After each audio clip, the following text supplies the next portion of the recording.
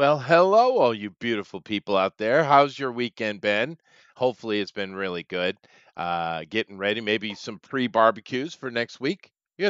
As you probably should. I did say beautiful people. I wasn't talking about Maple Chic, though. Well, he is Canadian.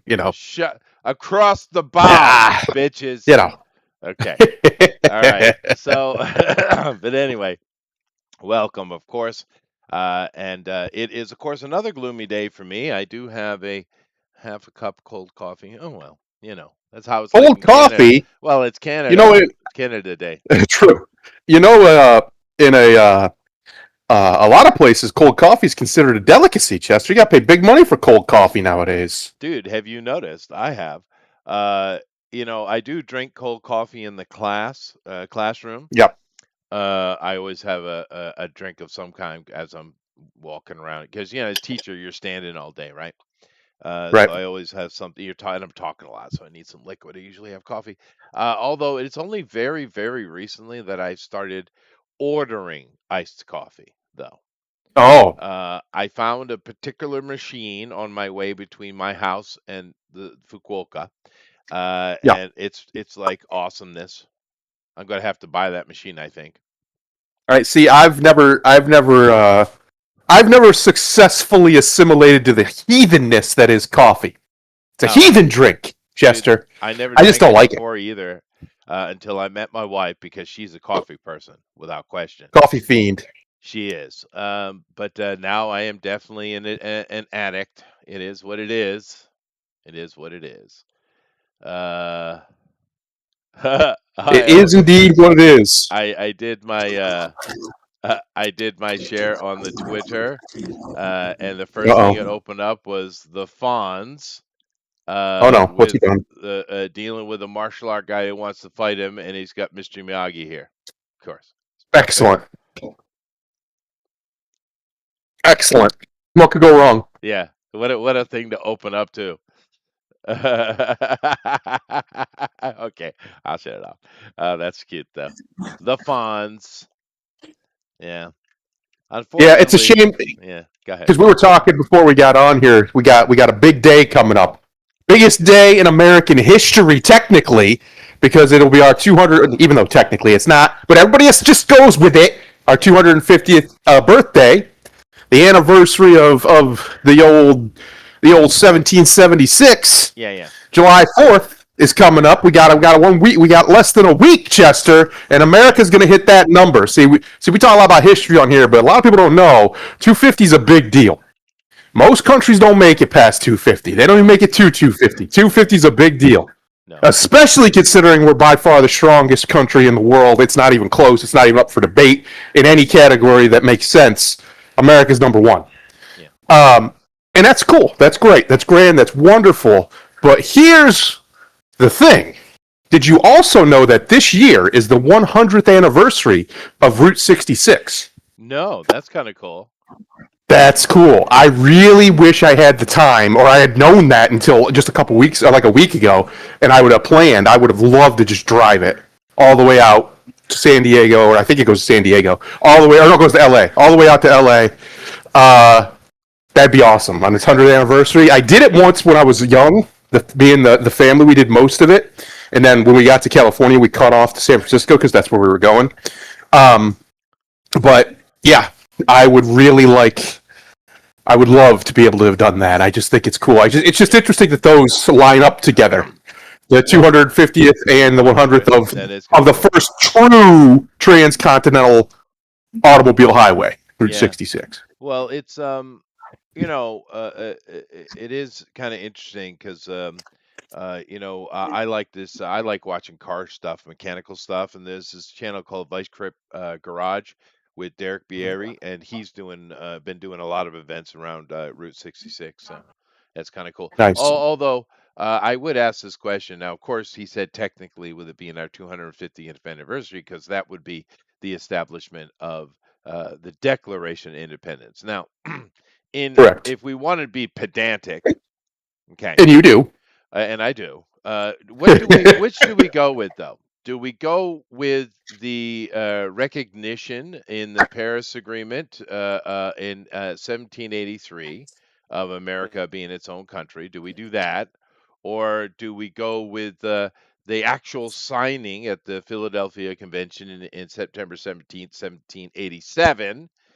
Teach Yep. kids shit these days. Or do we get the actual ratification, which is March 4th, 1789? None of them. There's choices there. You know why we use July 4th, 1776? Because it's a holy number. A lot of things have happened on July 4th, if you look throughout history. A lot of really interesting things. 7-4, for whatever reason, the seventh month, the fourth day, is in numerology, it's important. Just like 9/11 is. September 11th is a big day for some reason. Yeah, you're going to have to ask God why, but it is. A lot of stuff happened on September 11th, not just what we call September 11th, the Twin Tower attack. But my point is, we have a whole holiday. Everybody pretty much just accepts July 4th, 1776, right, as the birthday of America. And the reason I think that is, even though technically it's not, because really America's older than that, much older. We were already a country. We were just a colony in the British Empire. The Continental Congress already existed, and that effectively made us a unified country. We had a unified government. We just weren't. It wasn't organized that way yet, and so really America's even older than that. But America, as its own independent nation, we start there because that was really the final. This is it. There's no going back now, right? Because eventually, once they had all signed it, they literally laid their lives on the line. They knew 100% if they lose, they're dead. Not a question. There's no getting out of it. The king was going to have them executed. Period. They committed high treason. That's true. They knew they committed high treason. So I think the reason why we stick with that day is simply because it was like kind of where that started, where it was like, this is the point of no return, right? Yeah, There's no, no I going get it. back now. But you know me. I do. But just to give you some notable July 4th points just from America itself. Let's see Yeah. here. We had, of course, Thomas Jefferson and John Adams died on the very same day in Same day. 1826. 50 years later. Exactly 50 years later. Isn't that crazy? Talk Almost about having a destiny. right. And, Holy cow. Isn't that weird? Same day, right? Let's Same see day. here. Best friends. Wrote each other letters that day, too. By the way, I have them. Yeah. Now, Yep. we also got the Statue of Liberty from France in 1884, but obviously they did that for a reason. Right. Here's a good one. The Confederacy surrendered at Vicksburg, Yep. 1863, July 4th. There it is. So yeah, July 4th's got some stuff. There's other historical things. And that's just America. That's all over, too. America. One of the big things with the Illuminati was July 4th, the same day, actually, in Europe. July 4th, 1776. Like, for some reason, if you look throughout history, there's certain days or whatever that just seem to have a preponderance of events Yeah, it that is. other days that just don't happen. Yeah, there are certain dates that seem to be pivotal. Let me see if I can think of some here historically. I know that Saladin took Jerusalem on July 4th. Yep. Let's see here. We've had a couple of important battles against Muslims on July 4th. They got one good general out of Saladin, just one. Saladin, yeah. Listen, Saladin sounds cooler. I don't care what anybody says. That sounds cool. That's what I call it because it sounds better. Another. He's American dead. one. You can't argue. Yeah, but he seemed to have been a very effective general. Then No, he again, was good. Yeah. the Muslims have had, or the Saracens, I should say, have had many good generals actually. Well, right. They were basically just, offshoots of Persians. But yeah. Now, another American one that came to my head, do keep in mind, George Washington, he, of course, started the French Indian War because he's an idiot. No, you're not allowed to have that opinion, Chester. He's the father of America. Okay, well, this was when he was younger in 1754. Do keep in mind he had to relinquish Fort Necessity to France on July 4th. Yep. So there's one. Liberty Bell, of course, but I mean, Bet it dug in his crawl that he had to ask the French for help. well, no, this was defeat. I know. I'm talking later Later. in the For revolution. him? Oh God, yeah, dude, yeah. Well, Granted, their help is massively overblown. If you actually read any of the stuff written during the time, they basically came and took a bunch of credit they didn't earn. Very French of them. Very French thing to do. yeah. Largely, all they did was stall the British from sending more troops over because Napoleon was Napoleoning. Or not Napoleon, he wasn't there yet, but you know what I mean. The emperor was emperoring. But there's a lot of people who want to give you wouldn't even have a country. That's not true.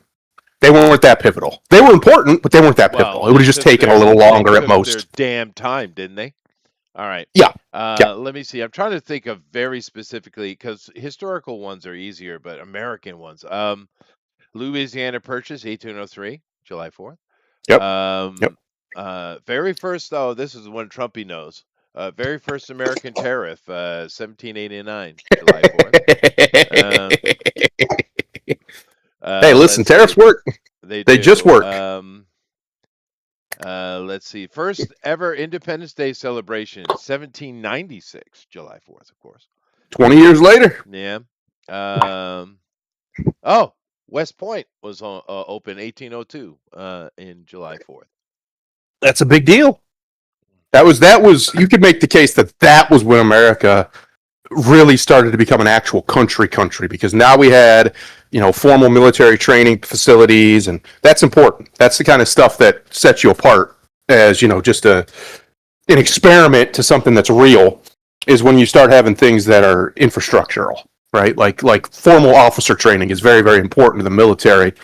I know enlisted men might not care much for officers, but they're kind of a big deal. Kind of need those.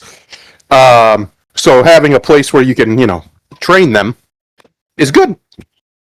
We've had several territories open, Wisconsin, and a few of the other ones open on July 4th, but I think that was done on purpose, right? Right. America, America. No, not that one. My country, 'tis of thee. Da da da da. That one. That one is what was that? 18. Damn it. That was July 4th though. Yep. It's a big deal. Texas, 1845. There you go. See, right. I'm telling you, I'm working. It's a blessed day. Working. Give me a break. Let's see here. Damn it. Oh, here's a good one. Alice in Wonderland. Important. That's the important one. Yeah. I'm trying to dig through my head for July 4th. Give me a break. No, but it's very interesting that there is that day. It just happens to be the day that we've kind of just adopted as the birth of America, for various reasons, like I said before. And I think it's apt. I also think that it largely doesn't matter, because the truth of the matter is the year is far more important than the day, and 250 is a big deal. It's not just a big deal because it's a big number. It's really not that big of a number in the grand scheme of history, but it's a big deal because most countries of any substance or power don't make it past 250. Republics usually fall by about this time or right around that time into either empires or just nothing. They just go away. They turn into smaller governments or whatever. So it's a big deal. It's a big deal that America's here, that we're still number one. The Europeans have come over here. They've experienced our glory, the glory that is America, and they love it. And we love it. We love it for them. And now here's what we need from you Europeans, you ones who have come and seen. Go back home and tell your people that you guys are retarded. America's doing everything better than us. Everything. Everything's better. Even our high school stadiums are better than your professional stadiums. What are you doing? What are we doing over here? This is supposed to be, a land of prosper and wealth, and yet the Americans are making us look foolish. And they're not even trying. The worst part is, Chester, we're not even trying to. We're just living. We're just doing it. I know. We got AC everywhere. They can't have AC in their houses. It's crazy. Well, I saw a stat that last week alone, 1,000 people in France only, just France, died from heat stroke because they don't have well, AC. they're not I'm giving like, out that what? information clearly. But because they get that Omega block every now and then. It's just like a Yep. large pressure bubble that creates this. They get it every now and then. The heat soars like crazy, right? Mm-hmm. But it's rarely do they need it. Is the reason why. I'm going year by year. By the way, I'm trying to work it out. Spanish American War. That was July Yep. 4th, ending. The new government put in by Teddy Roosevelt, our boy, Good old teddy 1902, bear. July 4th.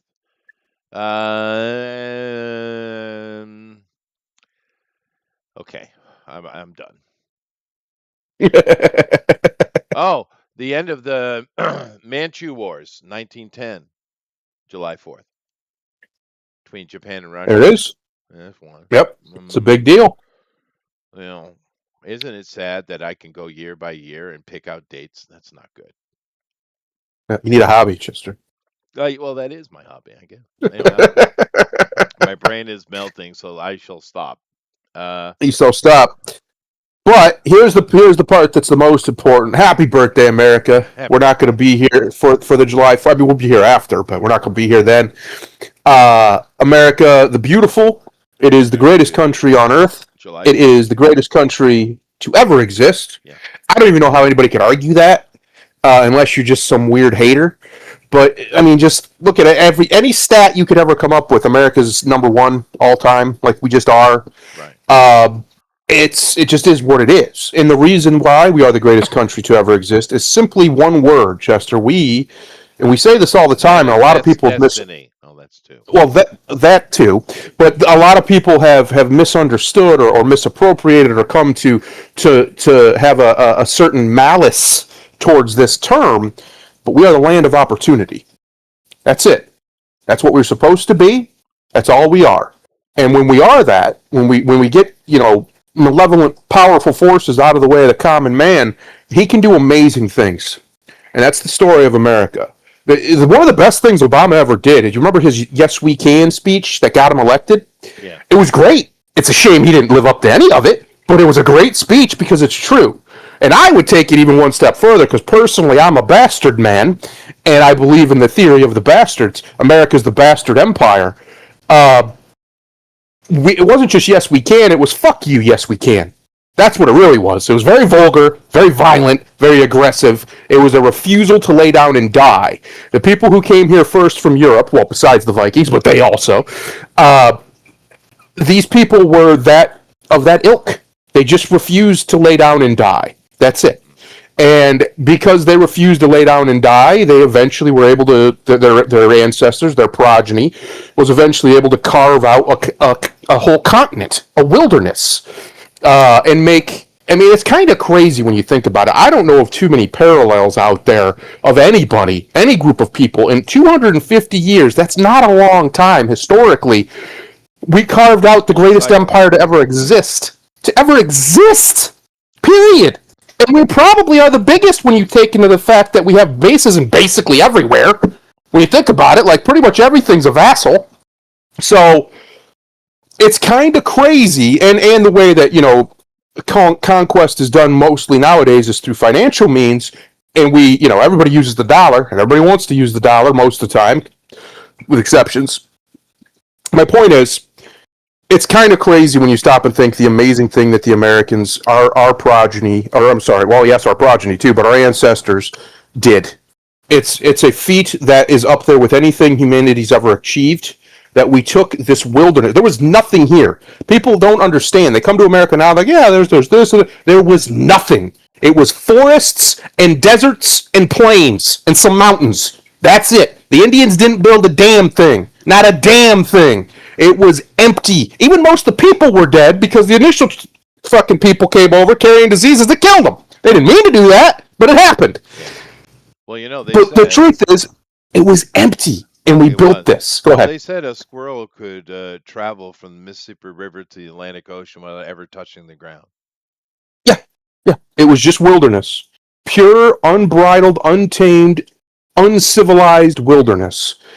And these people came, and within what is historically no time at all, there are buildings in Britain that are twice as old as our country, Yeah. almost 3 times as old as our country, buildings that they use today. And they carved out a massive empire.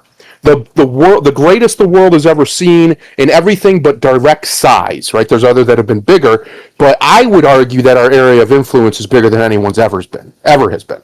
Period. That we know of anyway. It's arguable. The Tartarian Empire was impressive, It but was. old Genghis Khan's doing there. But It was big.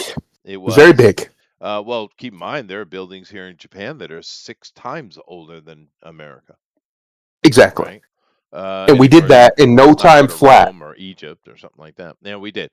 Yep. But still being used is what I meant. But Yes. the uh, uh, uh, I the was on one in Israel. We went Parthenon. to Caesarea, Uh, and there's all sorts of old Roman stuff they still use: roads, sure. walkways, amphitheaters. They had the aqueducts were still working. I Them said, Romans "Damn, knew it. Romans! Them They could Romans build knew. something! They could, Holy yeah. shit! I think my word for America would be perseverance, actually. It's Is good my too. It's choice. a good one too. Because keep in mind, the Egyptians came over, Mesopotamians, Yep. Romans, Greeks, right? Chinese. Chinese. Of course, Yep. they weren't called that at that time. And who knows who else, right?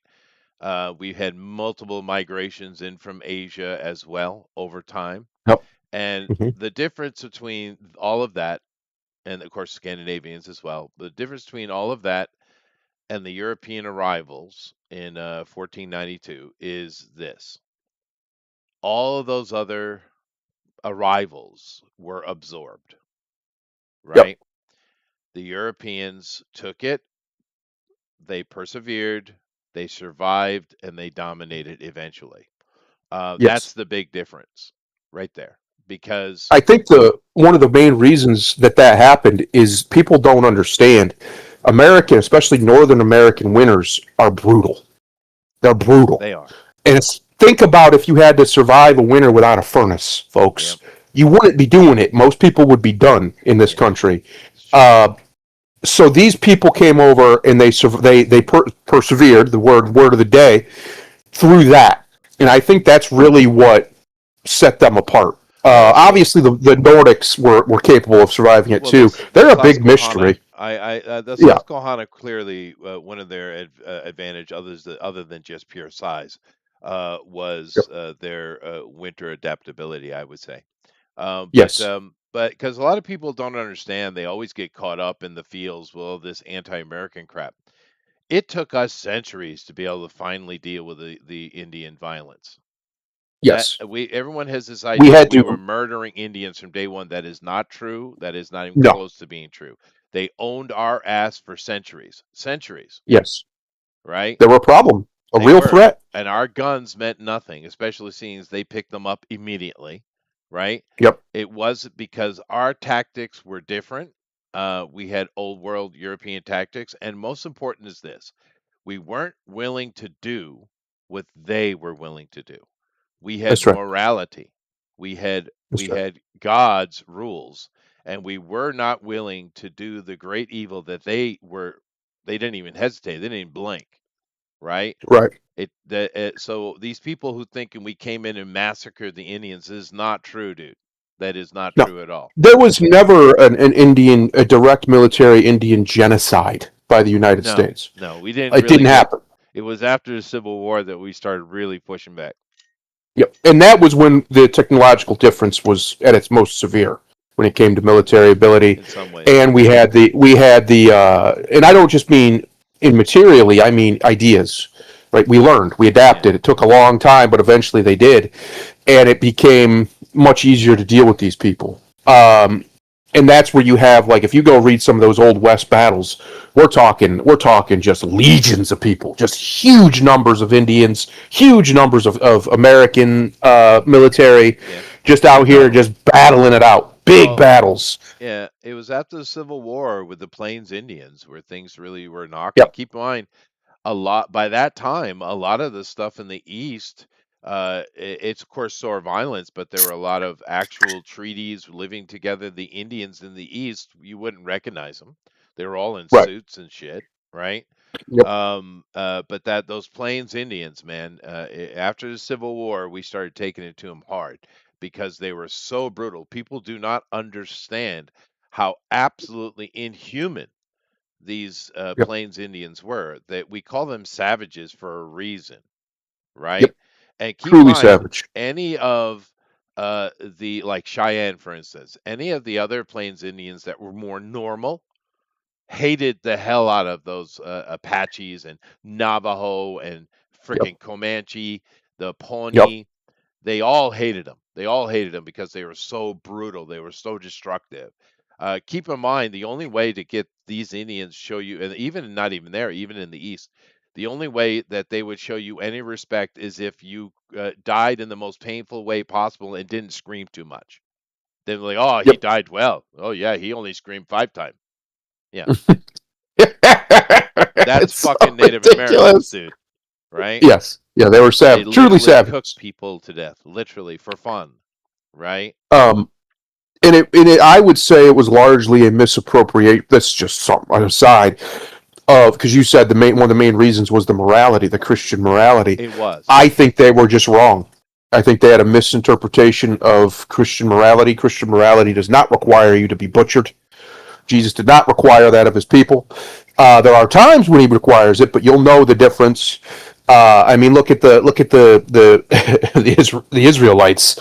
They were doing the butchering most of the time. So True, yeah, but it's dude, now silly. now come on. You know right well, only Jews, Muslims, and Mormons will go and steal women intentionally. You know that's true. Oh yeah, yeah. I'm not talking Okay? about that. I'm talking about the violence. Yeah, and I Uh, called you the, out, Mormons. Fuck you. the heavily pacifistic version of Jesus, the hippie Jesus, as I call it. He's not that. Nowhere in Scripture is he that.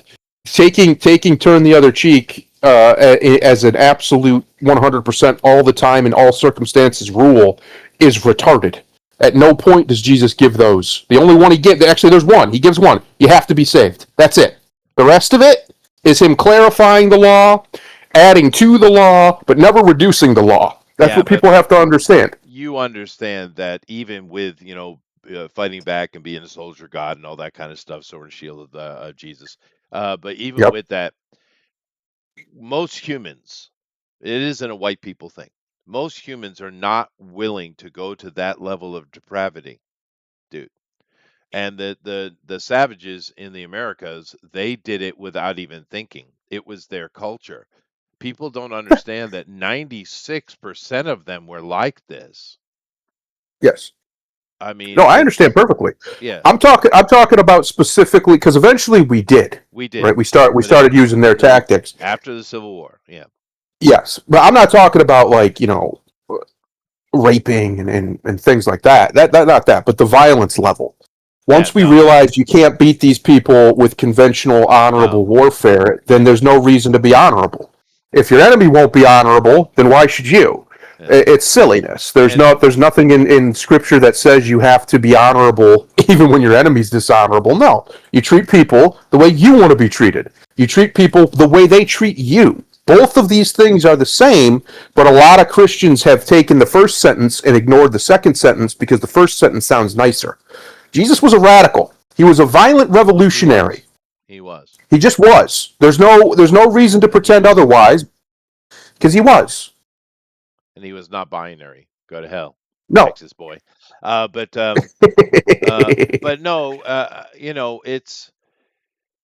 it is all of that stuff, but it's just they didn't. A lot of times you hear Native Americans will complain about treaties being broken, and it's like, Yep. well, let's be honest. The only Indians that honored treaties were the chiefs that signed them, right? Mm-hmm. So if you have all of your people breaking the treaties constantly, who broke the treaty, right? You did. But then Right. they blame us for it because in many cases the chiefs themselves that actually made their mark and stuff like that didn't break the treaties. Well, some did, but most of them actually didn't. Fair enough. but their people didn't abide by them at all. So what's the Yep. point? And what are you bitching about? But then again, let's be fair. Native Americans don't bitch anywhere near as much as certain other groups. No, So most of them love America. To be yeah, honest, they love it here. Big fan of this place. They've adapted to it for the most part. Like I said, this is a stone cold fact. They are the number one ethnic group by per capita in the military. I am. The reason for that, that one of the main reasons we were able to beat the Nazis at their own game was the Navajos, the Windtalkers. Yeah. They couldn't crack that code. That's true. Yeah. Yep. Yeah, but it's And yeah, that's true. That's true. No, I know that most Indians are we don't hear much noise out of them these days. The last big noise was in the 70s, and they gave them all kind of shit they shouldn't have. But yep. In all honesty, I think we should just break all reservations and just acknowledge the fact that the Constitution states very clear that we are all equal, right? Yep. And therefore, you don't get special treatment. That's what I would do. Just get rid of it completely, and you would have the end of it because it would just be America. I would just make them their own states. I don't see why that's never been. I mean, there's more of them now than there ever have been, at least since America's existed, because of the reservations and the integration. Oh, their populations So are huge comparatively. Yeah, that's true. yeah, so why not just turn the reservations into states? I don't see the issue. Good They're already point, too. their own land legally by law. They're technically their Why own not? sovereign land. And So most of our states are named after Indian shit anyway. yes, yeah. And we need more than 50. 50's a bitch number. I want to see 51, 52, 50. I want to get us to 60 by the time I'm dead. That'd be Trump, nice. get on that. I say Give me 60 74. states. 74. I love it. 76. I love it. Let's go with that. I love it. Yeah. More better. In fact, if I had my way, I'd break up a bunch of the states. I think some of them are too big. Even Ohio, I think, is too big, and it's not even that big. I think California should be broken up for sure because population. Oh, absolutely. Because the problem California, Texas, Florida, break them up. Yeah, well, chop keep them in up. mind, many of these blue states, a good 40% of their population vote, vote right, are Yes. Republicans, but they have 0 seats and 0 voice, right, because they've been Right. boxed out, right, with all this Yep. redlining and redistricting and stuff like that. But California has been rumbling about this for a long time. I say we do it because what'll happen is certain areas of California will start shining again, and other areas will just fall into ultimate rot. Yep. I saw, was it 2, 3 days ago? I saw that little fucker, Mamdani, right? Getting up, talking about we have the lowest crime rates in New York history. Someone kicked that guy. Someone drop kick that guy right now. I mean, Yeah. I know politicians lie. I get it, but often the lie is a lie of omission or they bend the truth. That's a straight up lie, dude. That's a straight up Yes. lie. It's as bad in New York right now as it was in the 70s, dude. No, they just don't report it. I know. Easy. Done. Crime's down. What a lie. Surprise, crime's down. We didn't report it. Yeah. It's a very old Marxist tactic. They've always done it. Just like you'll hear the bullshit that crime was low in the Soviet Union. No, it wasn't. They just didn't report it because then they get in trouble. Yeah. Then the bureaucrats get in trouble. Hawaii does that too. But I do get after I've paid a little attention to him over the past year, just seeing who is this guy. I kind of get why people like him though. He's got that JD Vance quality. He does. Yes, he's a good talker. He is a good talker. And he's likable. He's got something about him like if you hung out with him at a bar or whatever, or wherever, just whatever, you probably like him. Same with Obama. Obama's the same way. He's got that likability that I think, obviously I disagree with Obama on basically fucking everything that's ever been done, but I think he and I could play basketball together, have a good time, right? Like there's just something about him. Whereas you got a guy like Trump who, yeah, you could probably get along with him, but I think he's one of these guys who is just, he's a larger than life kind of guy. He would annoy the shit out of you. You know I've met him, right? Yep. Yeah, exactly. That's what I'm saying. It's just, that's how he is. Who? Yeah. Trump? Yeah, I've met Trump. Yeah. Yeah. Way back in the 80s, dude, I met Trump. And it was, I told you, I was playing at the House of Blues in Manhattan, right? Yeah. And he got up after the sets, and he was there the whole time. I didn't even notice him. Of course, we all being in New York, Donald Trump. I mean, there's no way not to. Yeah. He's very Superstar. New Yorker, right? But Yep. he got up, came up to the mic, didn't ask anybody shit. He just did it. Went up to the mic, and so that was a great show. I really enjoyed it. I invite everybody back to my place. Come on, let's go. He took the entire fucking House of Blues, which is a very famous live house, if you don't know. He took Yep. the entire place back to his Trumpy Tower, right? Nice. And we all and the bands played. We did music. He gave us steak. Yeah, Nice. yeah. So I mean, I have met the guy. I talked a little bit, close enough to listen to him talking. Shook his hand, and yeah, he's not the type of dude that I would spend any time with at all. Yep. Yeah. He's just not that guy. No, he's not. But not, he is the type of guy. Yeah. He is the type of guy. He's one of these bastards, Chester, that you send in to get shit done. He'll do that.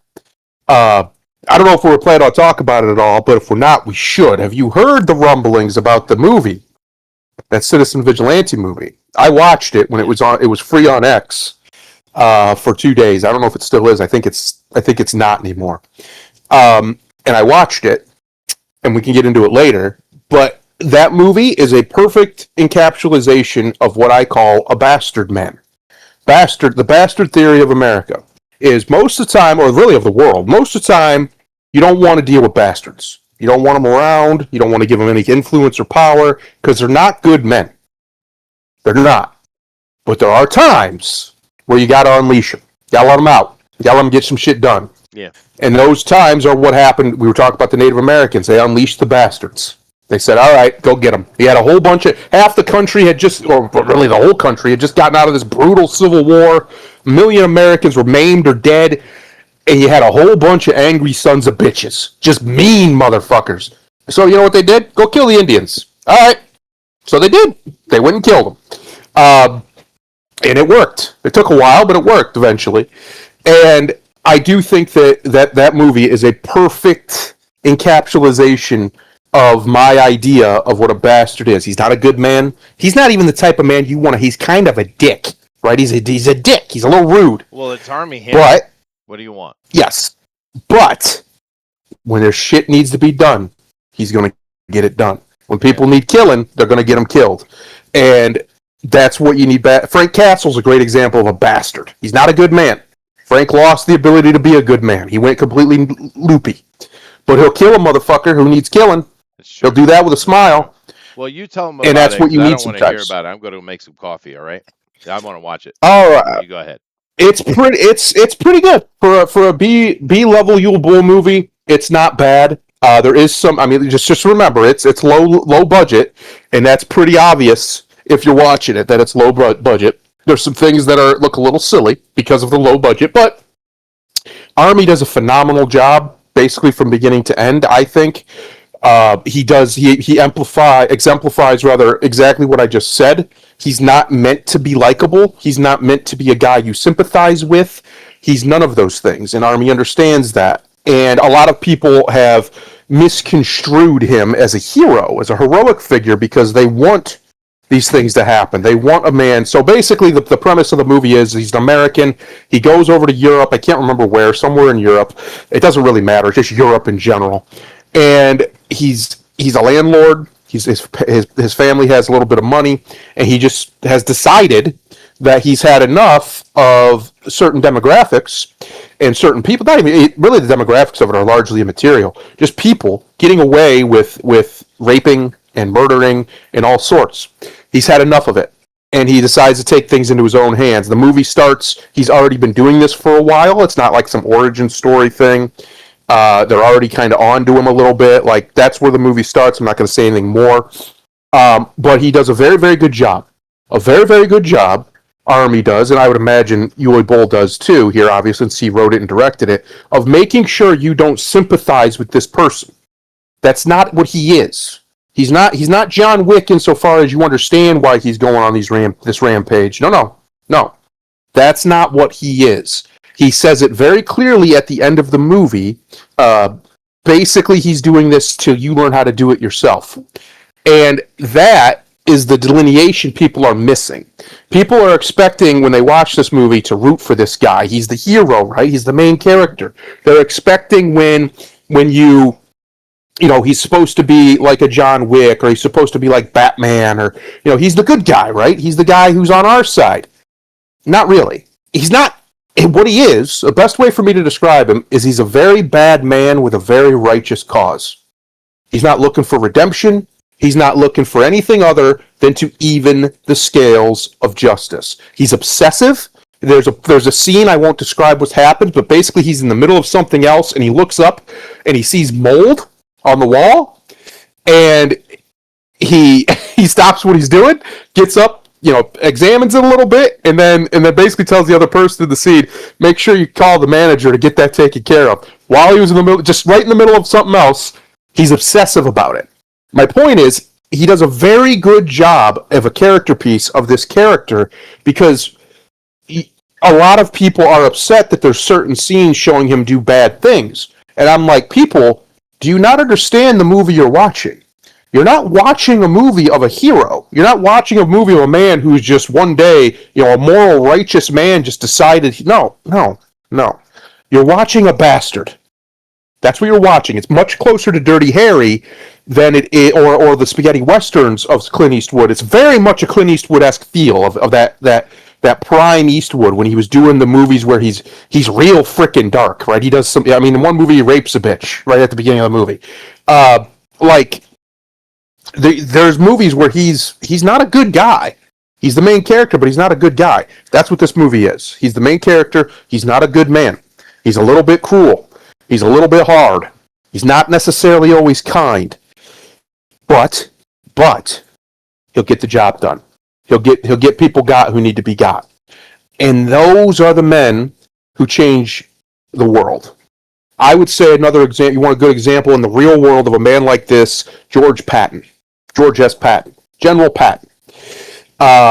He wasn't very well liked by the brass and the media and the establishment of his time, but his men loved him.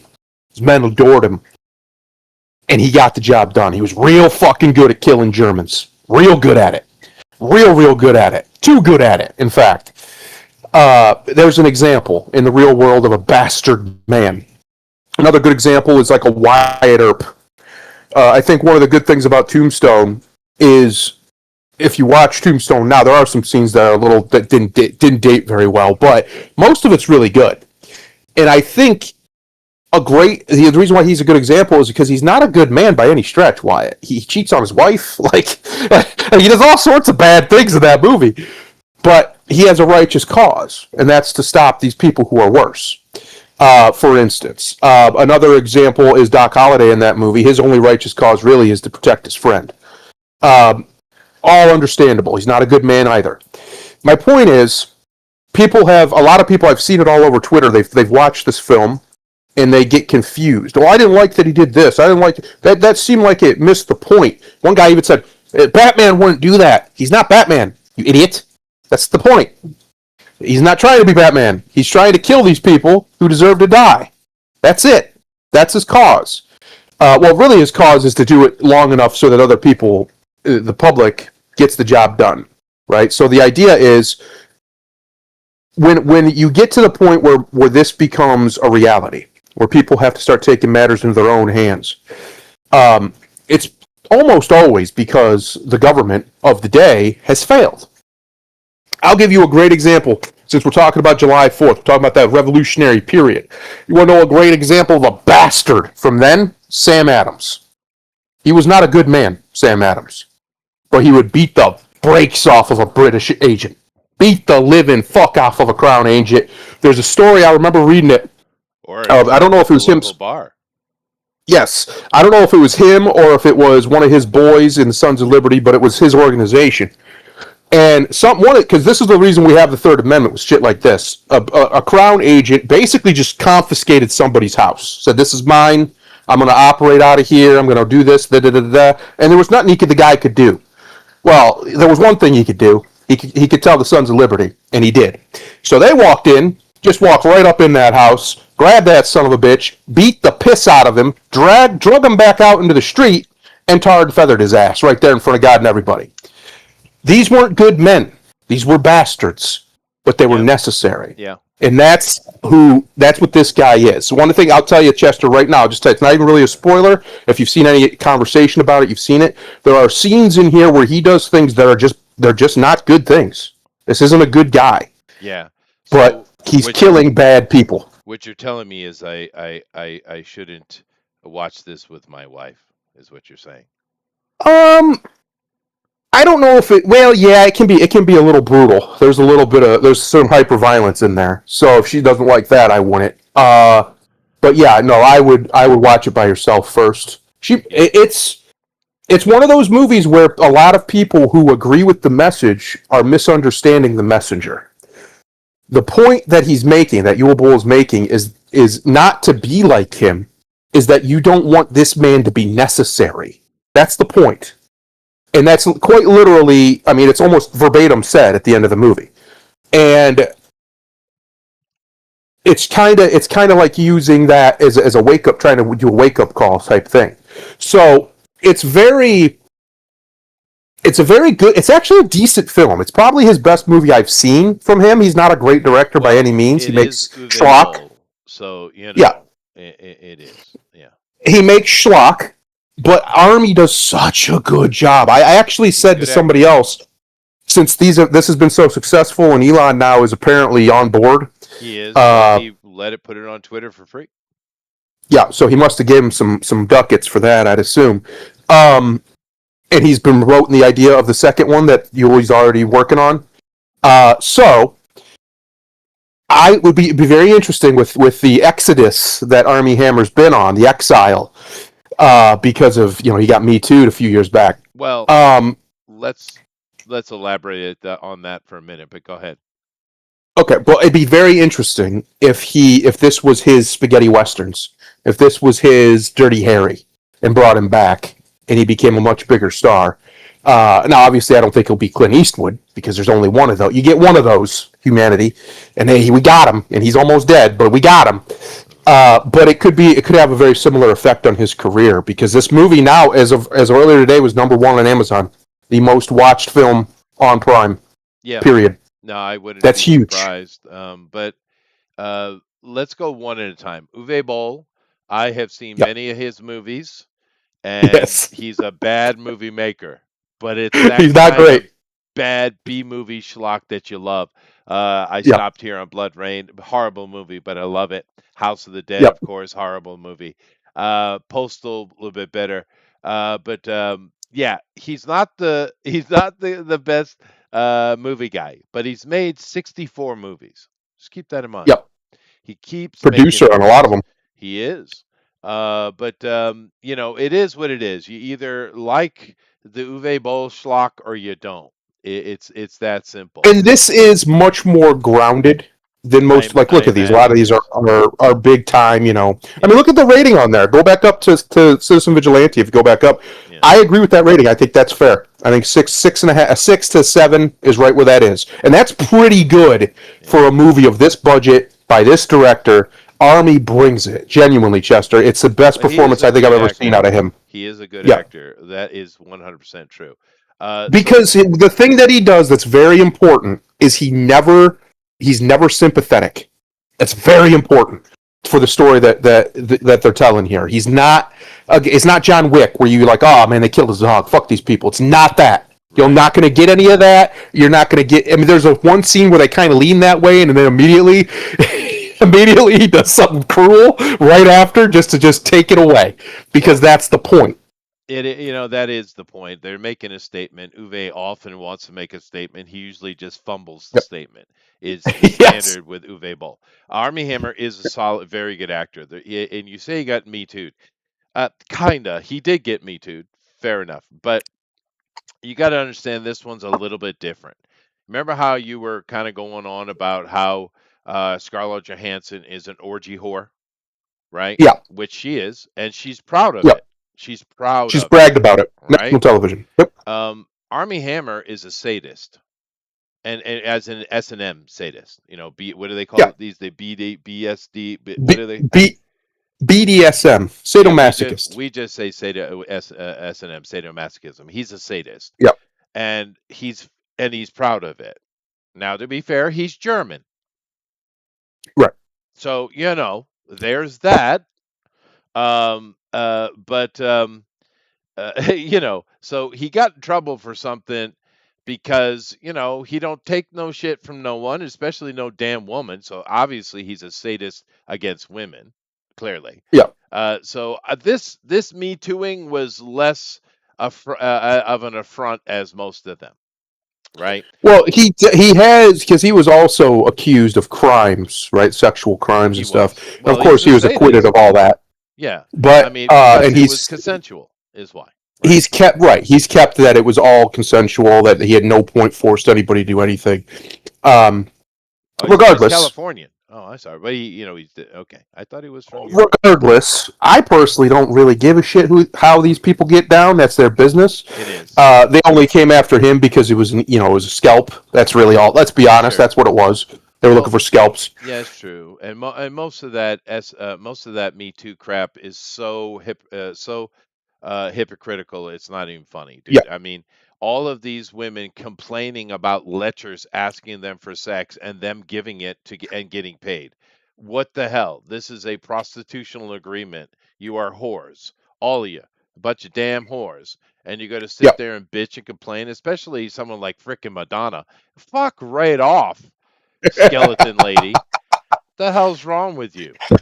You Yeah. know what Mm-hmm. kind of whore you are, right? And now that's another one that's been proud of her little orgy life since the frickin' 80s, dude, right? Right. That whole Me Too thing was complete bullshit because of the hypocrisy. If it were real stuff, if it was real, it would have been a different conversation. Because in all of that, the only one, and that Rose McGowan, you can fuck right off because you happily involved yourself, happily, Yes. right? The Mm-hmm. only one in all of that was right. There was one woman who was right, one, and I don't even Yep. know her damn name. It was an I think it Italian was model, Stephanie something. Stephanie something. the Yeah. Italian model girl, right? Yes. She Yes. with that Weinstein dick, he was basically trying to rape her, and she Yep. ran out. And what did she do? She went right to the police, as you Huh. do. Funny that. Yeah, Funny that. Yeah. the only one. Um. Yeah. No, I agree. I think these women they were basically high paid whores. And then they decided that they didn't want to be associated with that. So they clout chased and turned themselves into victims. But the truth of the matter is, except for that one girl, there's no evidence anybody was even coerced into this arrangement. No, they They weren't. agreed They of all their own agreed happily, and were volition, paid for it. And were paid for and it. were paid handsomely, Yeah, millions of dollars, yeah, effectively. yeah. I mean, shit, I Ridiculous. wish some producer come out offer me, but you have to have sex with me, and I get how many rolls at $1 million a pop? Done. Easy. That's an Oh easy. yeah. That's an easy yes for me. I'll be like, okay, yeah, I don't ever to work again. Okay, cool. I'm just saying that's an easy yes for me. Yeah, Uh, yeah, sure, sure. Well, it depends. If it's a gay dude, I'd just punch him in the nose. well, yeah, that doesn't they don't count, No. right? Which is one of the things like Terry Crews was during that whole situation. The big black guy, Yeah. and he said that one of these guys walked up to him and grabbed his junk, and I'm like, and you didn't punch him in the throat? I don't give a shit about no career. A man I don't know, not or even a man I know, to be honest, comes up and just grabs my dick. We'll have a problem. We'll have a serious problem. I don't care about. I mean, like this idea that yeah, this and this. Nah, son. Listen, listen. Yeah. I don't care about your so-called pressure. At some point, you got to be a man and just punch True. that dude in the throat. Throat punch. Boom. I was going to counter with the devil's advocate that I usually play and said, even with the women's, but no, it's not. It's not really true.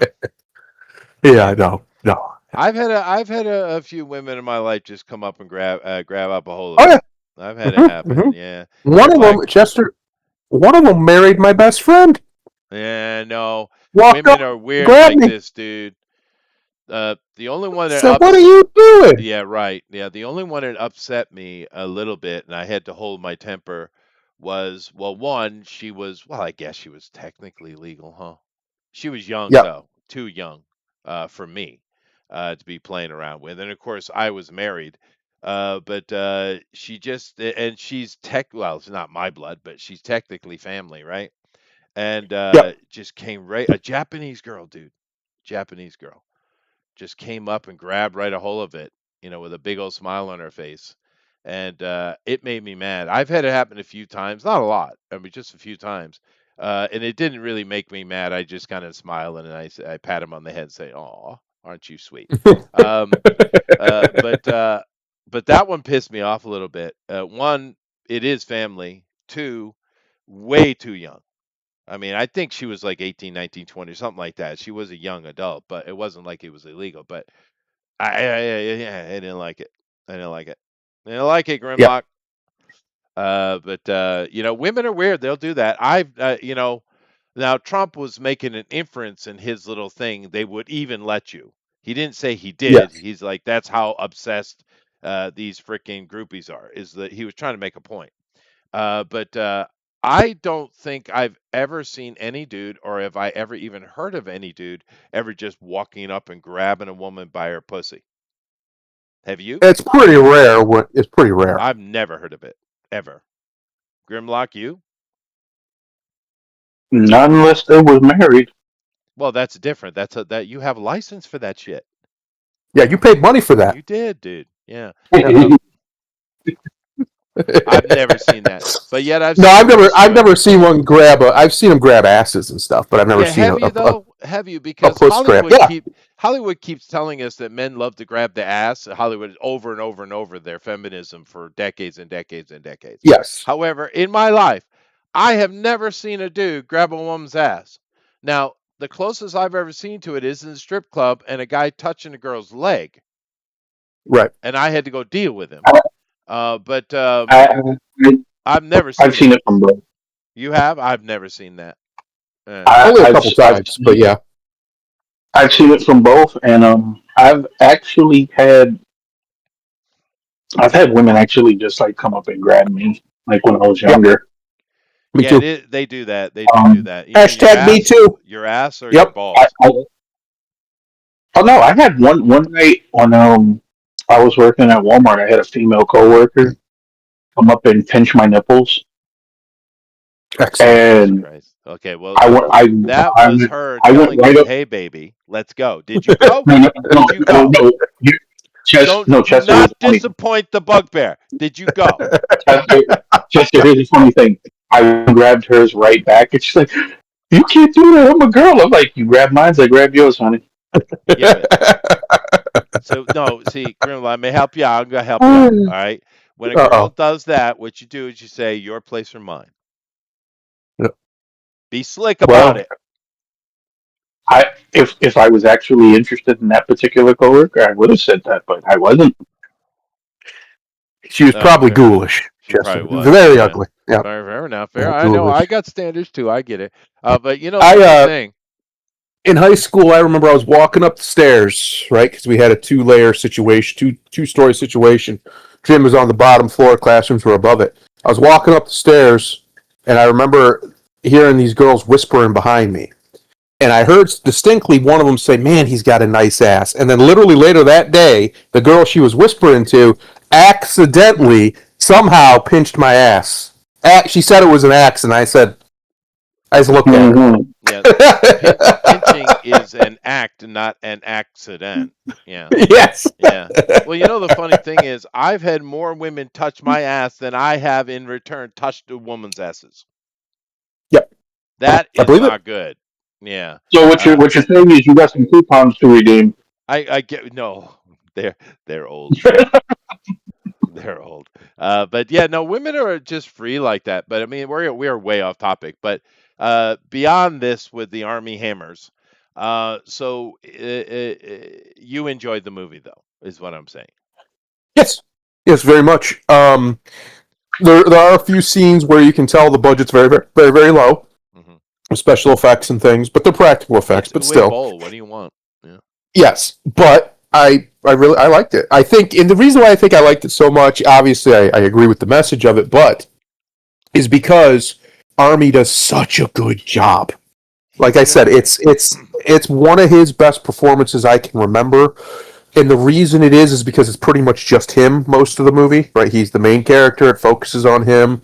And he's, again, at no point are you going to sit there and be like, oh, this poor guy. No, no, you're not doing that. There's no sympathy to be had for Mr. Sanders. Mr. Sanders is a bad man, but he's killing worse men. So Yeah. that's where it is. To be fair, I'm kind of surprised we haven't had more vigilanteism in various places than we I have. I agree. I'm kind of shocked because there is certainly a screaming desire for the vigilante in certain places. Not all. I mean, like we talk about the edge of the politic and the bullshit here, right? Yep. Now, I know, and everybody here knows, there are most places in America, they're no different than they were in the 90s, right? Or the 80s. They're Mm-hmm. fine. There's no overt amount of crime. It's just normal, happy, beautiful America. And we know this because the Europeans are coming into these soccer games and like, oh my God, America's awesome. No shit, dumbass. Get the hell out of Europe. And of course, that's why the Europeans lie to them so much about us because they don't want mass emigration, right? And the thing I'm Yep. saying, all you Europeans that are being disrespected and hated by your own governments, you know what? Get the hell up and come on over. Come on over. Come on in. We got AC Right? here. We got AC. We got Big Macs everywhere. We got foot long every fucking thing. Come on in. We got Bucky. We got Buck. Yeah, they're kind of weird about the Bucky. It's like, dude, you don't have road stations? I mean, No, not like really? Bucky's. They don't. Not like Bucky's. They don't. Yeah, Bucky's is basically its own little supermarket. Its own it little is. They make compacted their own supermarket. shit, and yeah, I get it. Yeah. But I mean, it's more kind of put together than stuff I remember as a kid. But Dude, I, that's I, how awesome this country is that you could turn a fucking gas station into a tourist destination. right, That's right. right. That's right. But I'm just saying, man, you Europeans, you come on over. You come out. We'll take you. We'll even take Well, the illegal ones. the problem is for the last 70 years or so, it's been effectively illegal for Europeans to immigrate here. It's way harder for them to do it than anybody else, and that's something Trump needs to fix. Period. Point blank. Well, Period. This is a European country. I mean, all of our traditions are based off of Europe. There's absolutely no reason we can't bring our cousins over because they love it here. They've seen the light now, Chester. they You have. see, the light has shined upon their mind and in their soul of the greatness of the eagle, and now they're going to preach it everywhere they go, and they have been. The best video I saw, was that guy. He was back home. He's like, I miss America. I want to go Yeah. back. What do Americans do to me? I want to go back. Yeah. Well, I'm just saying, most of America is that. There are a few hot spots that are really horrible, and they're mainly in cities. Not all cities, but we talk about the cutting edge of what's going on in the right versus left stuff here. But I am not, even though I don't live in the country, I'm well aware that most of America is not like that. There are plenty of Yeah. places in Europe that are not beset by foreign savages. Of course, Right. there are. But They're trying. they're trying their best, and the Europeans are starting to push back finally. But Yep. even with that said, in those certain hotspot areas, I'm really surprised we haven't seen more of vigilantism because it's so bad in those specific places. Well, Uh, it's the main reason you don't see it, I think, is because white people's first inclination is flight. We're not a sure. violent people by nature. Well, why We not, can be right? I pushed mean, there. that's the smart thing to do. Yeah, the first thing, and historically, America was founded by people who just left. They fled. They got out. They did. Yeah, the So it's Catholic just what we persecution. do. Like this idea of white flight that a lot of the so-called anti-racists talk about as if it's a bad thing. Yeah, how dare you not want to live around criminals, you piece of shit? What's wrong with you? You racist? You know, the funny thing is the funny thing is that I've had people as I travel actually ask this directly, why do Americans hate the French so much? And I said, well, Because they smell. how long do you have? But Smell like damn rotten ass cheese. That's why. That's the main reason. Clean up. Take well, a shower, you stink ass French. right. Well, let's start with the inception, though, shall we? Right? Because you talked about the Europeans running away and trying to make a new home for themselves. Well, why did That's they right. run to the New World? They ran because the Catholic Church was Yep. pushing back very, very harshly against the Hmm. Protestant Reformation, right? And Right. who was the hammer of the Vatican? The French. Hmm. So, of Hmm. course, all these people that are fleeing Europe, and of course, America's mostly German. I know you guys don't get that, but that's the truth genetically. Hmm. They running away from that, and they found a new home that where they could get away from these damn freaking Catholics. You wonder why Ireland is always at war with itself or Protestant Catholic. You're like, oh, that's stupid. No, it's because you don't live with Catholics. You don't live with Right. them where they have power. You don't, right? Yeah, they're Um, oppressors. and they are. And It's gotten better, but they are oppressors. And so the from day one, the very inception of America really is because they're fleeing the violence and the murderous nature of the French. Yep. So right there. I mean, I don't even have to go further. We could go into their cowardice, their constant desperation, gimme, gimme, gimme, their Yep. betrayals left and right. We could get into all kind of shit with the fucking French. We could. But Yes. right there is all you need. Yeah, that's all you need. Yep. Yeah. Yeah. Well, Well, and that's they true. I mean, smell. well, they have a different set of hygiene. They have like an old world set of hygiene there. Uh huh. Yeah, that means they don't wash their balls, Grimlock. They're not ball washers. They You know, stink. it is kind of weird because, uh, you know, I'm glad I don't have to worry about them. Well, I don't know why their culture doesn't have. There was a period where they really thought during all the plagues that washing is what let the bubonic plague in. Of course, they were wrong, That's right. and Of they course, went through yes. that, and that's when all the makeup explosion went on and all that kind of stuff you see in the movies. Yep. However, the one thing that they are different about that the other Europeans aren't is other Europeans, particularly the northern, Nordics, Germanic peoples. I mean, sure, they might not take baths like every month or something like that, but they wash every single day. Every morning, they get up and clean their body every day. They're not Yep. submersively taking baths, no, but they're washing, sponge bathing every single solitary day. But the French will go a whole week before putting any water on them. And Right. this is different than the other Europeans. It is different. I mean, even the Chechens are cleaner. And they're fucking Chechens.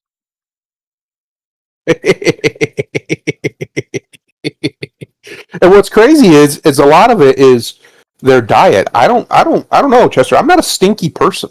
I don't need to, constantly scrub myself with soap and chemicals to not smell. I don't understand what the hell these French are doing to themselves where they just stink. Wow, they eat a lot of They just cheese. stink. Like what I usually do is I'll wash my hair maybe once or twice a week, and then I wash up every day. Just wash up though. Get a rag, and then I'll have a nice bath every so often. Uh, I don't understand how these people get so smelly Yeah, because I I've never know. had anybody tell me I stink. You know what I mean? It's Like, that's never. it's extra hard for me because I never ever take baths. It's very rare if I go to onsen or something. But I shower every day.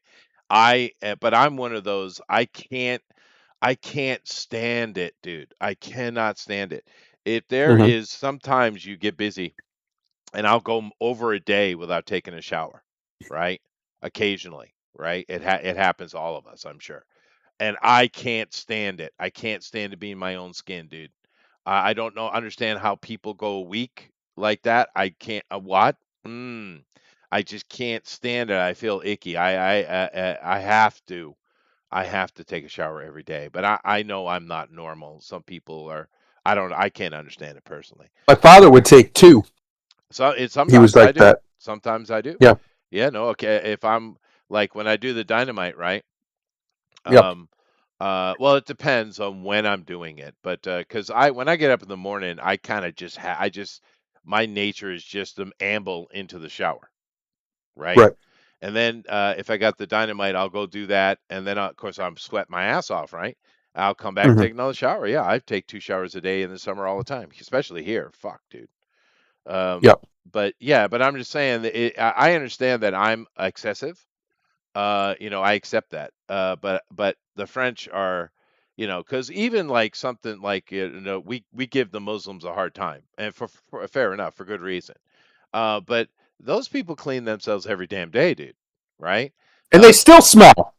well, it's Oh, I diet. live around enough of them. I'm telling Yeah, you right I now, know. these motherfuckers stink. It's diet. Honestly, you smell to them, right? The Uh, worst ones though are them damn Indians. the Indians are Not the filthy. not the woo That woo kind, the No, other kind. The Indians are actually filthy. Yeah, I'm Oh not my god. I'm not sure which is worse, India, Pakistan, or Bangladesh.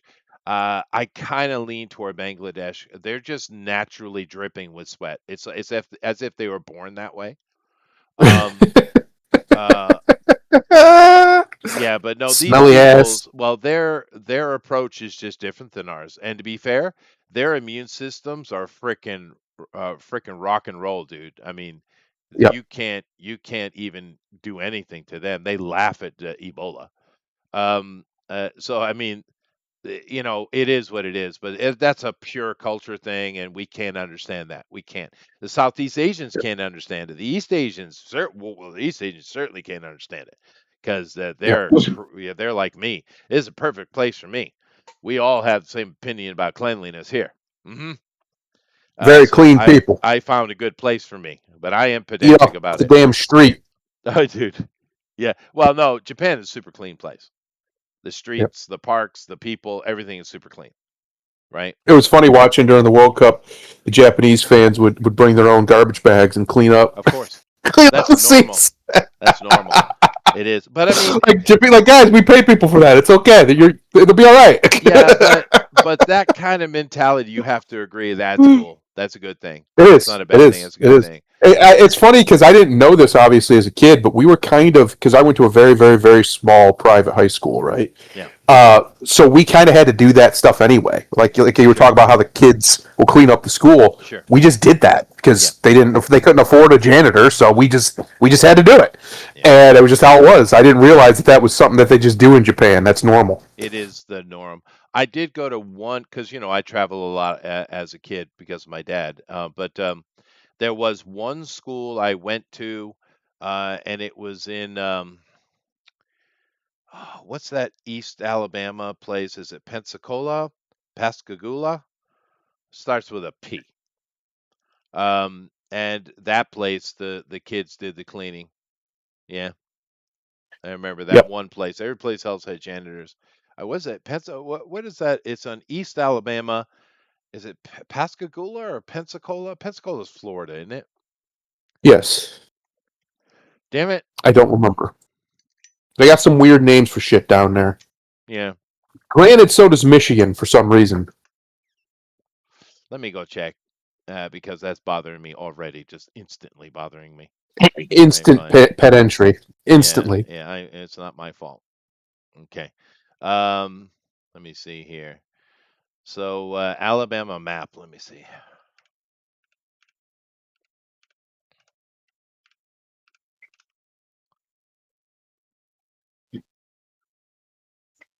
Ooh, it's fancy.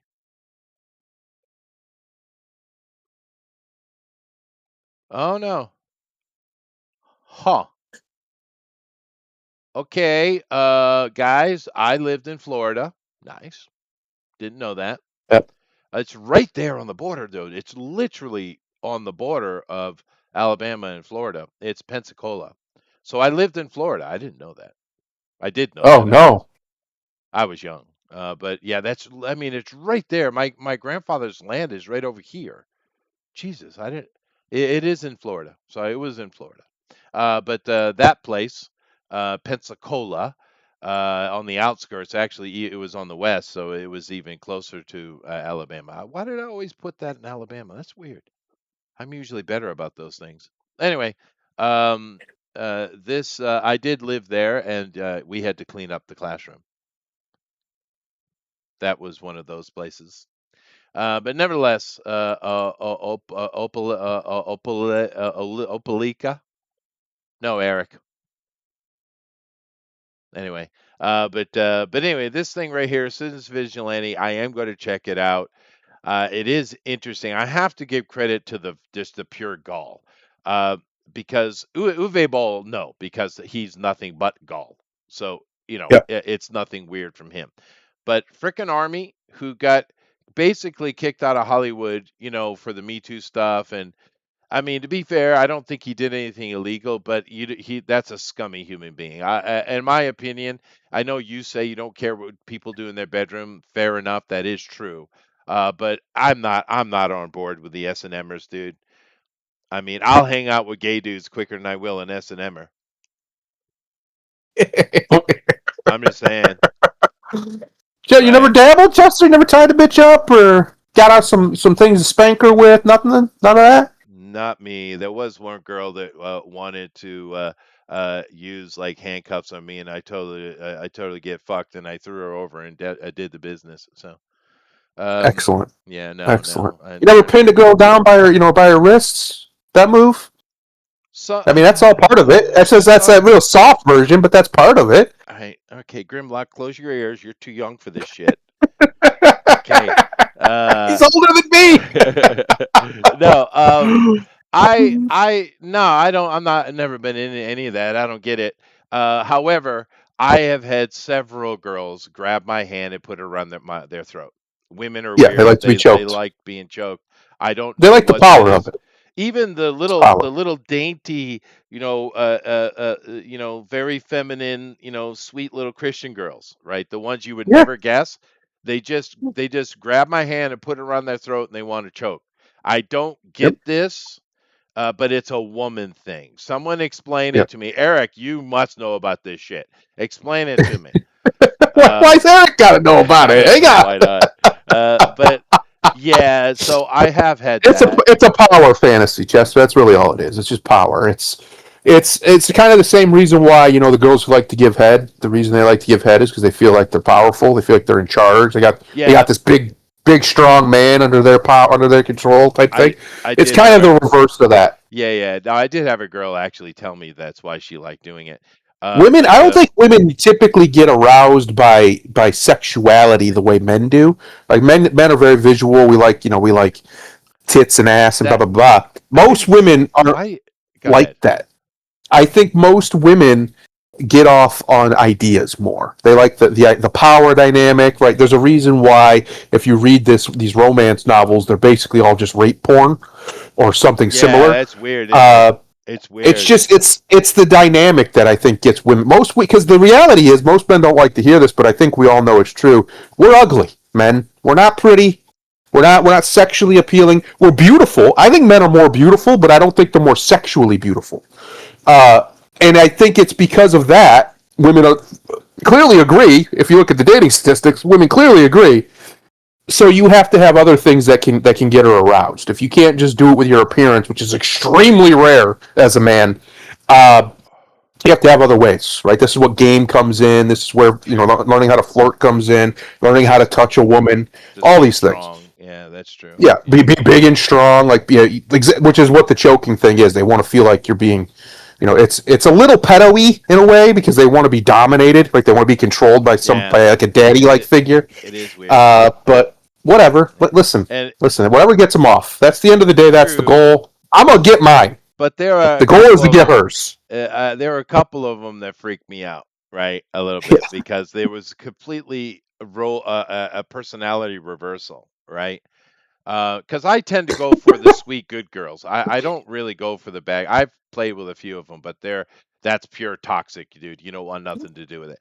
So I usually yeah. went for the kind of sweet little girls, and they're not sweet in the bed, dude. But No. Eric, why'd you have to gay it up, fucker? All right. Yeah, no, Eric, I have had that. I have had that happen too. It's scary as We fuck. also don't know how much of that stuff that he was accused of he initiated. Because, Oh like you no, said, yeah, I mean, no, women no, initiate it more than you do. yeah, Maybe he most got certainly. dragged into it. No, no, that's what came out in all the hearings and stuff with him.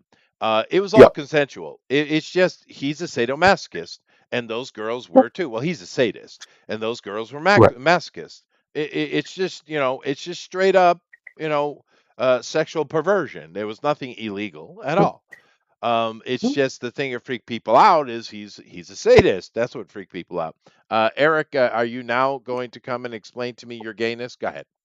This stream is really getting gay. It is getting gay, dude. I mean, Pandero just said, he thinks men are prettier than women. I'm like, whoa. I do. Yeah, they're more Chester beautiful. says, I want to take it up the butt before someone ties me I up. most certainly did not say that.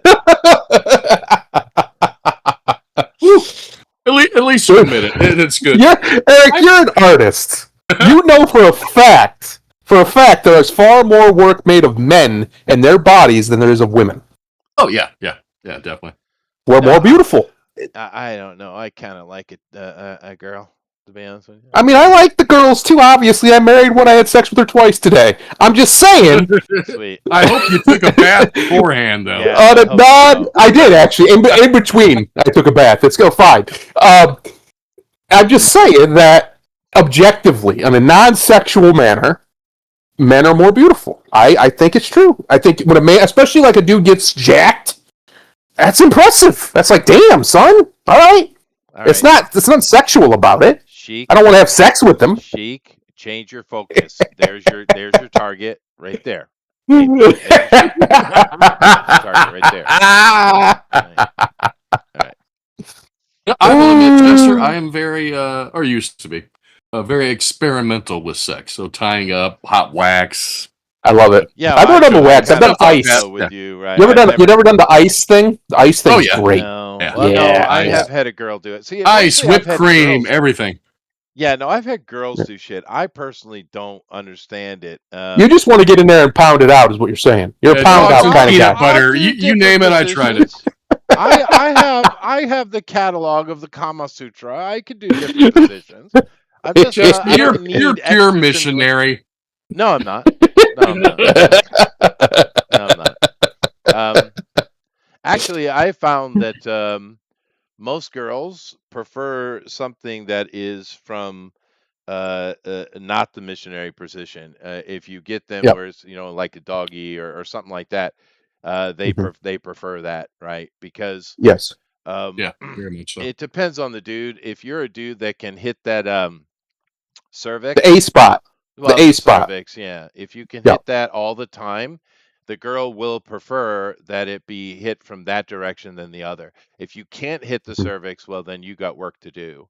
But Yeah, that, just get good with your mouth. It'll be fine. yeah. Everything will be fine. But women do. There are 3 levels of orgasm. Oh, where the hell is this freaking conversation going to? Jesus Christ, David. Well, listen. As long as the job gets done, does it really matter the tool that you use? As long as that tool is not another man's penis. That's true. As long as it's not another penis, That's the true. job gets done. The job gets done. I've never done that, and I would never will. I have swapped though, and I didn't like it. Oh no! I bet you didn't. I'm not. See, Chester. Now I would say you're more depraved than Army Hammer. Yeah. Swapping in the middle of. Yeah, that's gross, I know, bro. You put your dick where another dick was. It was gross. I agree. I didn't like it. I didn't do it again. Wait, did the other dude finish before you? No, he didn't. Oh, okay. Well, the problem with that situation was the other guy. No, he was actually my best friend. But he I was. bet. He wasn't the problem. The problem was we were at a party, and I was chatting up this girl, but her friend was really chatting up me, hardcore. Yeah. Right. And my friend, I won't name him. My friend was with me, and he's not the best when it comes to chatting up girls. But the one I was chatting up, I basically kind of insinuated, hey, there's a room back there, you want to go play? And I wasn't shy about it because I'm not. And her friend says, well, why can't we both go? Because she was interested in me, is what it was, but I was interested in the other girl. I just was quick on my feet, Grimlock. I was thinking of my brother. Okay, I said, well, why don't we make it a foursome? Yeah, I was just thinking for him. I was trying to get him laid. I was just being a A good. menage a quad. It was. I was just trying to help my friend out. And they said yes. So off we went. And of course, he's with the girl that wants to be with me, and I'm with the other girl, and we're having fun. And she, the one my friend is banging into, she says she suggested switching because she really wanted me to be with me, right? So we did. Now, to be fair, it was clammy and weird. I didn't like it, but I I imagine. didn't like it at all. But that girl, oh boy, she went to town. She did everything she could get my attention, boy. I'll tell you what. When you guys swapped, did you cross streams? No, literally, we were on two different beds. But she jumped over quick, and the other girl didn't care much about it either. So it wasn't like it was like, oh. So it was there was no issue. It was fun, and I actually hooked up with both those girls several times later. But that's the only time I done that. And I'd never done it one girl, two guys. Never. I've done two girls. But yeah, I didn't like that at all. I don't recommend it. It just feels. Just so we're clear, everybody, just so we're clear, chat. Chester does not recommend putting your dick where another dick has been within the last 30 seconds. No. That's where they're at. Yeah, that's where we're He at. doesn't recommend it. That's right. There's a term for that, isn't it? You guys are now Eskimo brothers. Eskimo brothers. Well, dude, That's it. It's interesting you call it because when. Oh God, this is such a weird conversation. Because when I went into her, it was cold and clammy. That's why I didn't like it. It felt weird. It was cold and clammy. So I'm sorry. Did he not go as deep as you to warm it up, maybe? No, What I'm, kind of friend doesn't warm her up? What the hell? I'm way bigger than he is. Yeah. But then again, that's not kind of always true. But Wait, you looked? well, what do you want? Whoa. In the same Dead room air. fucking. What? And we were on the same sports team together. It's not like you don't know the dudes around you if you're on a sports team or you go to PE or something like that. Oh, Chester, you're a degenerate, buddy. I hate to tell you, but you're in the club. You're in. You're all the way. You got a membership card. They might even give you a jacket. They probably would. A golden.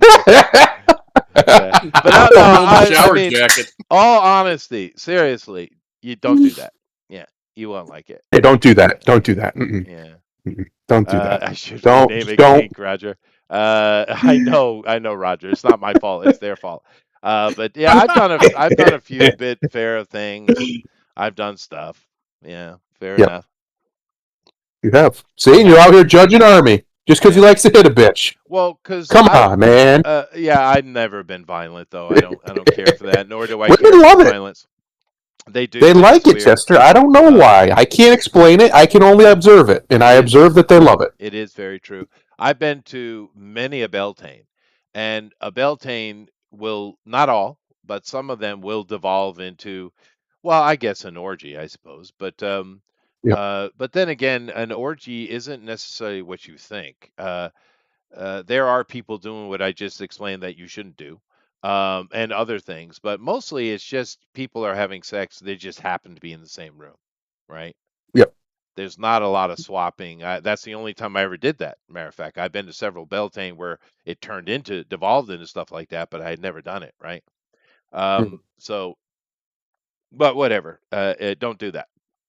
It's ew, brother, ew, What brother. was this show Anyway. about before I came in here?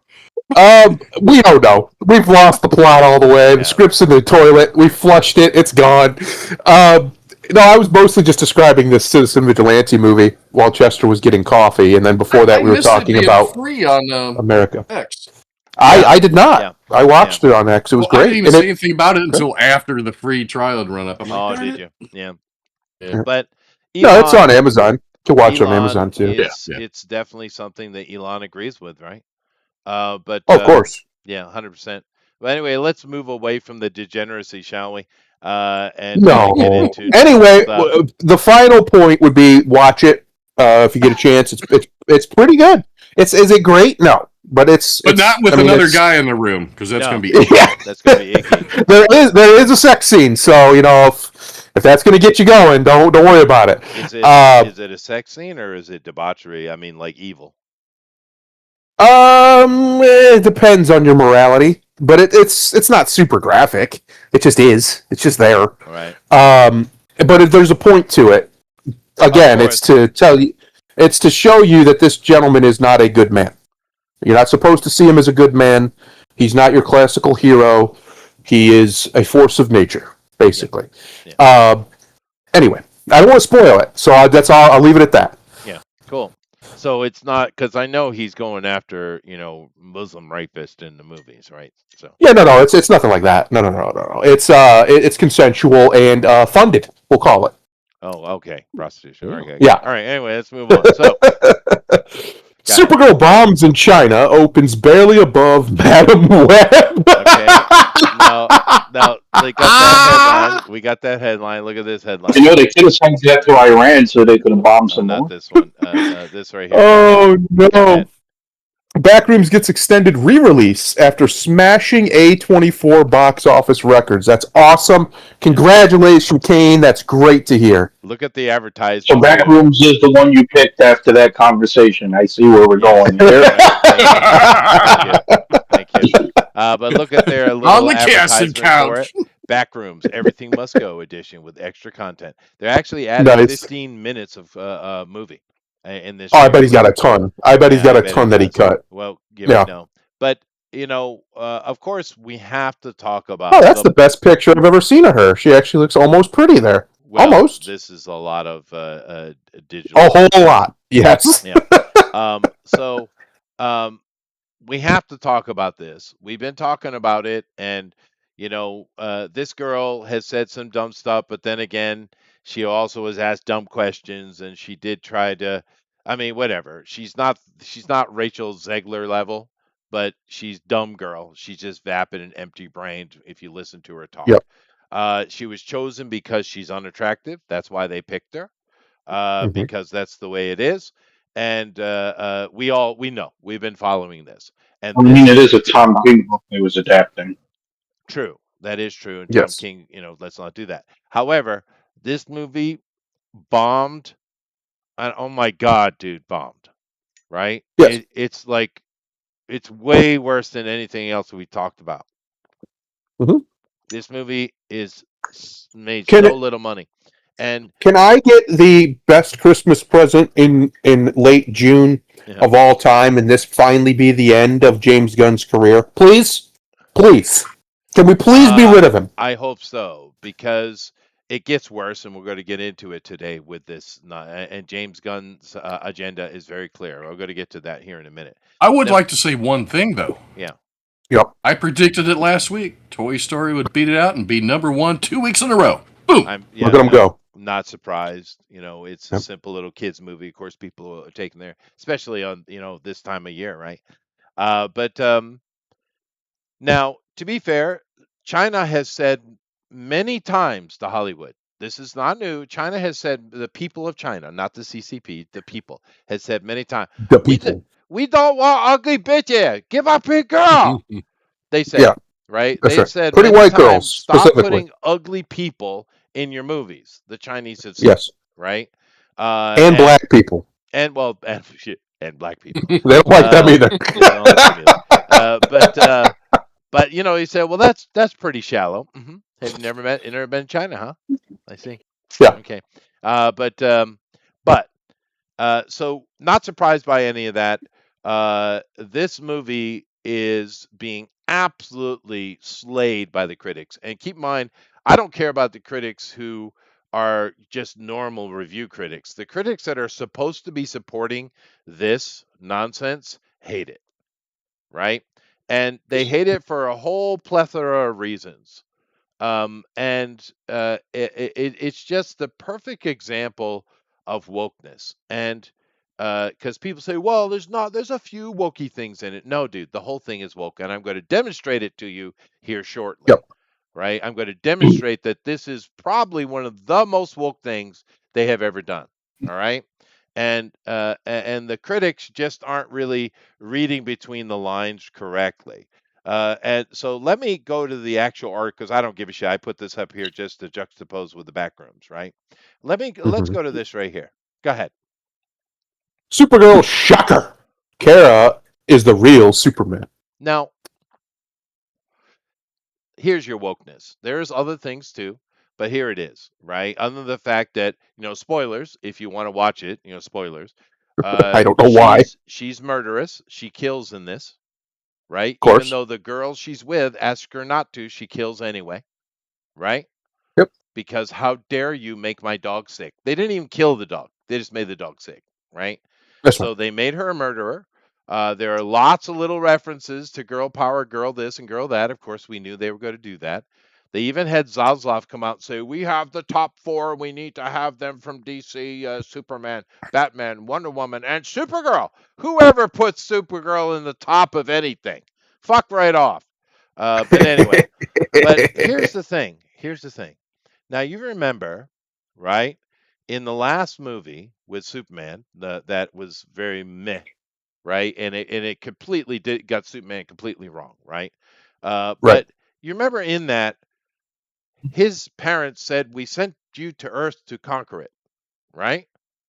Pretty And much, yeah. that was not a lie by Lex Luthor. It was real. Right. And it never in the movie did it come out that it wasn't real. That was real. And he has to deal with that in his own emotion, right? That they put on Kal-El. Now, okay, they made that decision that the superior race sends him to rule, and the idea is that he will conquer and rule them benevolently, right? Yes. But still to conquer, right? Which we know is Jor-El has never said anything like that. Now, on the other side of this, though, normally what we get from Jor-El would be him to bring hope to the people, right? Hope. It's always been a thing Oh, attached to Superman.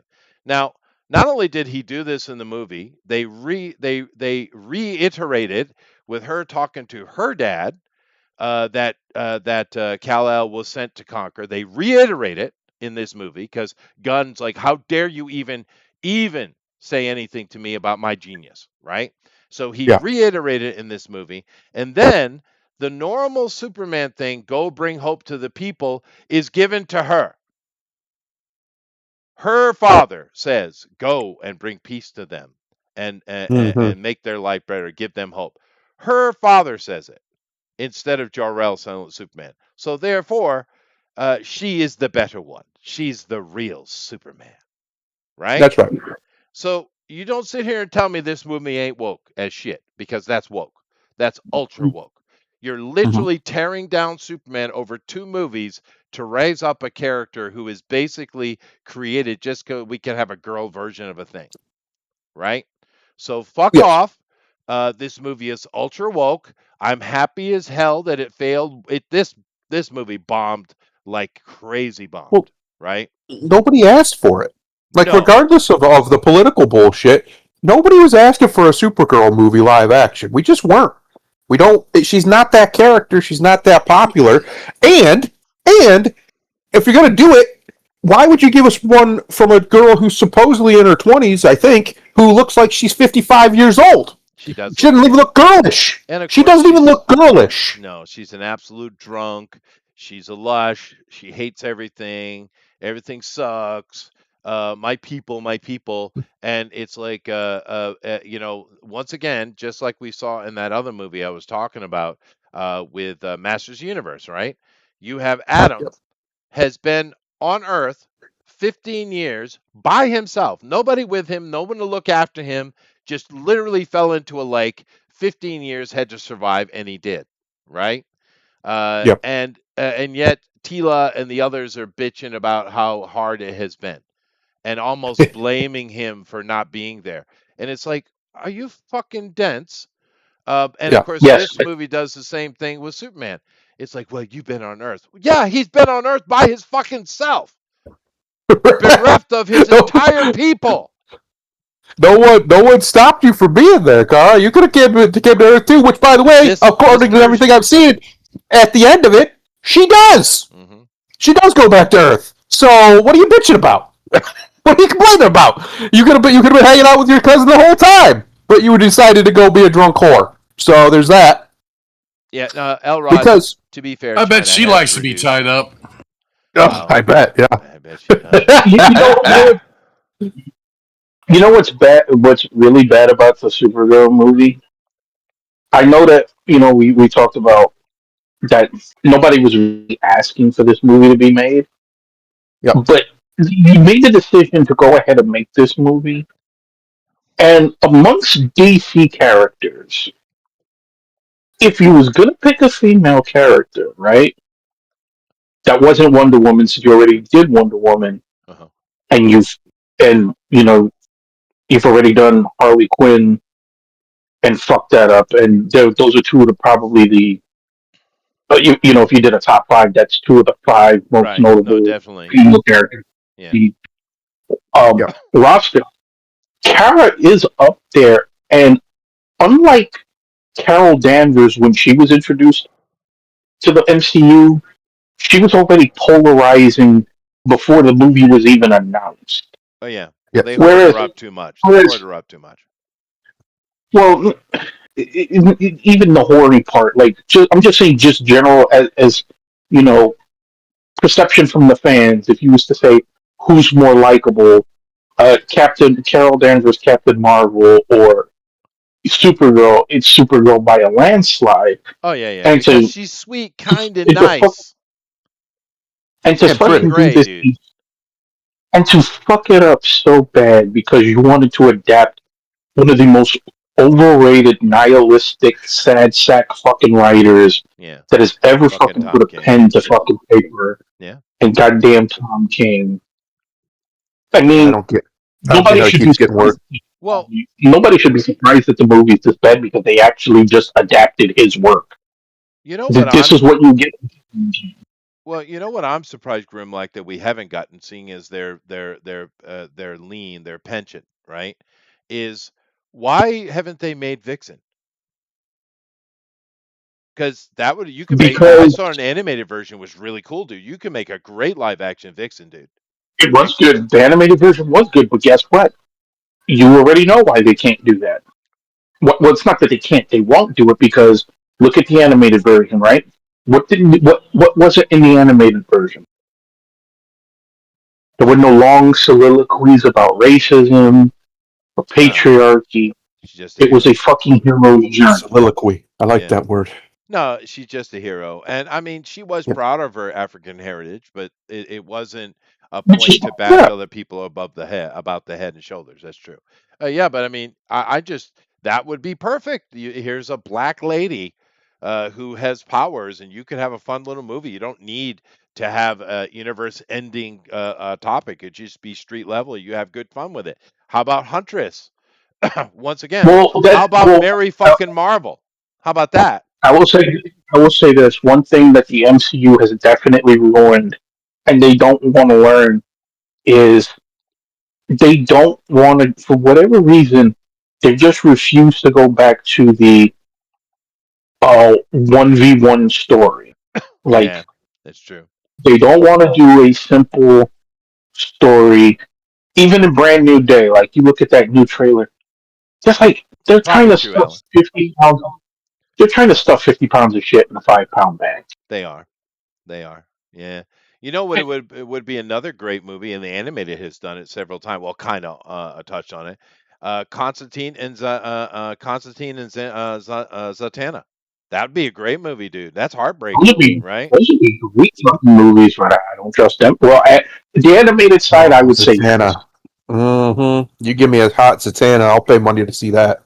Yeah, but their storyline is quite tragic, right? Yeah. Listen, she's the hottest chick in comic books. I don't give a fuck. She's smoking hot. That's the main reason I don't want them to do it, because they are not going to give me a hot enough woman. They're just not. I would rather. Oh, they'll probably Power make it Girl. Zendaya. Oh God. Oh god. Power Girl's pretty good too, but I got a thing for brunettes, Chester. I like that dark hair. Yeah, so do Yeah. But my point with this movie is, Look, I want Zatanna because we now have AI and we can get Detective Chimp. dude, yeah, we could. I would love to see a Man-Bat run. That would be a lot of fun. That actually, it's a dumb name, but that storyline's great, dude. That's a great thing. But Detective Chimp, what's that other one with the monkey guy and that crew? What's that crew? The something With the squad. seven song. Um, Um, damn it. I got the freaking omnibus sitting right behind me too. But anyway, my point with this is that uh, and that it bombed in China doesn't matter. Elrod made a very good point. The Chinese are really not jumping on board. And there have been many complaints about this, but for me, the main complaint is it's a vehicle for Gunn to yell at the fans, as he always does. He cannot take it at all, therefore he hurts himself. He hurts his movie. I don't know what else to say about it beyond the fact that you get what you pay for, I guess. But Told you so. Eric, well, you got any comments on this debacle? I just really not interested in seeing it. I might watch it when it hits streaming, but Sure. I've known a couple people that actually liked it, but they're like huge Superman fans, and all they like, they won't say anything bad of any Superman project. So, Well, they say uh, Lobo's fun. yeah, but And there Lobo are was some, what just added in at the last minute, wasn't it? It wasn't right, even. just to try to, Yeah. because they knew it was sucked, so they added him in. And they say there's a couple of fight scenes that are pretty good, but overall the CG is up and down, as we've seen lately in a lot of movies, right? Mm, Some scenes yeah. are really good and other scenes are really bad. That's something I have to give the Masters of the Universe. It was a beautiful film. Beautiful. It was, yeah. Yeah. Colorful, vibrant. It was a good fun time. Was it perfect? No. I really hate Idris Elba in it as Man at Arms. That's I my Yeah, worst you part of didn't the like movie. that, but I did. I didn't mind him. Yeah, I like Idris though, dude. They didn't give him enough to chew on, dude. They didn't. Well, what they tried to do is make him like Thor from Yeah, Endgame, and where he failed the king, so he turned into a drunk. He just didn't get fat and sloppy. yeah, but it doesn't make sense. To be fair though, when he's Man of Arms and he's fighting that one good fight scene with Lockjaw, the Mm-hmm. first one, dude, that was badass. That was really cool. That was really Crap, cool. Joe. Trapjaw, sorry. And it sounds like this movie has a few scenes like that are really good fight scenes. Lobo's fun, and the dog is the dog. But other than that, it's just not getting any love because it's boring. That's what everyone keeps saying. It's boring. That's the main Yeah, complaint. It's boring. And there's a and few even though fight. it's based off of A Woman of Tomorrow, it's just Guardians of the Galaxy 3 redone as It Supergirl, is. right? It is. Rocket gets sick. They have to spend the whole movie trying to find a way to save him. Yeah. Same with Crypto. Crypto gets sick. Yeah, so. Yeah, and what he's done is taken all the little tropes that have been popular in other movies and try to squeeze them in, right? Yeah. And As I've said, he people made miss it. one good movie, and he's been punishing us ever since. He has. That's it. He has. And I just really hope people stop sucking his dick now. He's not a good director. He's just not. He got one in. I mean, he's taking enough swings. Eventually, you're going to get. You Bull got one in. Mhm. He said, "How many swings?" Well, About time he got one. now, Crying out loud. now keep in mind with that. Uwe has never had the budget James has had to fuck up. No, that's true. No, that is true. Now, however, now keep in mind that he's also been working, and I think there has been filming done on the Man of Tomorrow. His next Superman. Although that production has slowed down, and I don't know that has anything to do with this. I think that has to do with the merger, right? But we don't even know if we'll see that film, right? We don't know if we will. I think the guys at Skydance will make a decision. Just like when Warner Bros. Came in, they literally shelved an entirely completed movie in Batwoman or Batgirl or whatever it was called. So we'll have to wait and see on that. However, there is another movie that people have been chomping at the bit for. I don't know why. That has it's seemingly been shelved. Go ahead. Wonder Woman Fast Track hits the brakes after Supergirl flop. Now, this movie was already hitting the brakes before that. All right, so let's be fair, Mac McCloin. It's not because of this. Maybe this put the final nail in it, but it was already slowing down. And the reason is because the Guns Superman did not hit or make anywhere near the money they needed to, not even close, right? And it was very mixed opinion on that movie. I think that movie is the worst Superman movie, but you can watch it though. It's not unwatchable, right? But it put the brakes on it with that, and now maybe this is the final nail. However, a lot of people are chomping at the bit for this girl as Wonder Woman. Now, this girl, I don't really know her. Do you guys know her? Her name is Yeah. what's her name here? Adria Arjona. Nope. Okay. Uh, Eh, eh, eh, eh. You know, it could be worse. but she's not ugly. No, well, she's kind of manly, but That's gonna be Wonder Woman. she could, yeah, she could exercise, and I think she could. Well, because Gal Gadot, everyone gave her a hard time, but and Gal I'd is like not to the give her greatest. a hard time. Oh, sure. She wants to give Chris Pine a hard time, is what she wants. And I think But she gave Henry Cavill a hard time I often think by the way she a looked at lot. him. Yeah, Too. yeah. You know, She's thirsty for a married woman with kids. But nevertheless, she's Jewish. They're weird. they are. But she got a lot of flack, and she still does.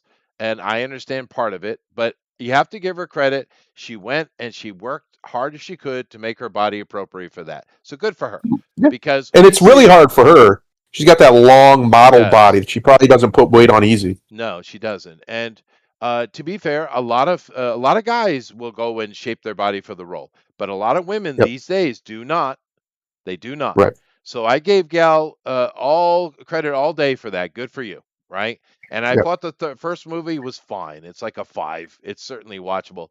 Um, so no big deal, right? This girl, I think, with a little bit of work, she would get a little bit better shape to herself. She needs to. She has a very masculine face, though. But Not a lot of curve there either. no, and Very straight line. I initially was kind of looking at the Adonis belt here, but I'd say this is a female. Yeah, she's a girl. What was her name again? Adria Arjona. Arjona. Very Italian. Arjona. Very whoppish name. Yeah, let's Yes. go here and see if we can't get some information on the girl. But Oh, she's got a little bit of a booty. I see a side shot here. yeah, she got a bit of an ass. Yeah, I don't have a problem with it. It could be worse. I mean, she's not. Yeah, she's- the face isn't as good as I thought no, it was. she's not. She's not particularly pretty, but she's Spanish. Oh, she's of Latina Her descent. name is Torres. Her name is Torres. Adria Torres. Stop it, frickin' Hollywood. She showed up in a few things. She was in Morbius. I don't remember in that. But nah, she's not the. Is this prettiest Momoa's girl. girlfriend? Maybe. Because that was the leading person was a Personal life. thing. Yep, that's right. Yep, That's there you Momoa's go. Girl. That's how explains she's it in. That's her right in. there. That's There her it goes. right there. But nah, she's Did not the Jason prettiest ever girl, but put himself back in shape? Because he's been looking sloppy, and I don't appreciate it. let him be. Let him. He's got plenty of money. You go relax and get fat over there. Make some babies with this girl. Listen, he's Polynesian. He's gonna get real fat. he will. They That's blow okay. up. We can have the Big Papa Love. It'll be fine. But because he's got a couple of kids with Lisa Bonet, and their breakup was ugly as hell. And honestly, she sounds like a psycho. No fucking duh. She's always been a psycho. Yeah. I don't know. I don't know what he was expecting. Kids, and he just did the opening for that movie of his that came out. Or was it this one? Maybe it was this one. And he had his 2 kids, but Lisa Bonet was very strict. I guess the kids are under 18. They didn't look it, but that they cannot go anywhere near this girl. You will not do any pictures with her. And he obeyed her wishes. So give him credit for that. But yeah, this is his girl. And whatever. I wouldn't mind having a smoking hot Wonder Woman once. Well, because a lot of people like Carter, who did the show way back, and I'm like, I don't know if you like that, right? Yeah. Um, What? Wait, what did you just say? This thing is really wrong. Wait a minute. Linda Carter. yeah. You don't like Linda Carter? I didn't say I didn't like her. I just didn't say she isn't the hottest thing since sliced bread. Let's take a look here. Linda. Yeah, you've lost your mind, Alright, sir. Man, hold on a second. Let This me is the man retouch who it. has died on the Jamie Lee Curtis hill. It's You been a want to call while. Linda- It's been a while. All right, give me a break. Yeah, see, back in that day, I think she's hotter now than she. Oh no, right there. Okay, yeah, she's gorgeous. All right. Yeah, She's thank you. still hot. Oh, hold on a What, second. she Here we go. 80? Oh, dude, she's hot. Okay. All right. And she's got fine. titties and she's got Fine. legs. Oh wait. Okay, she's hot. All right, fine.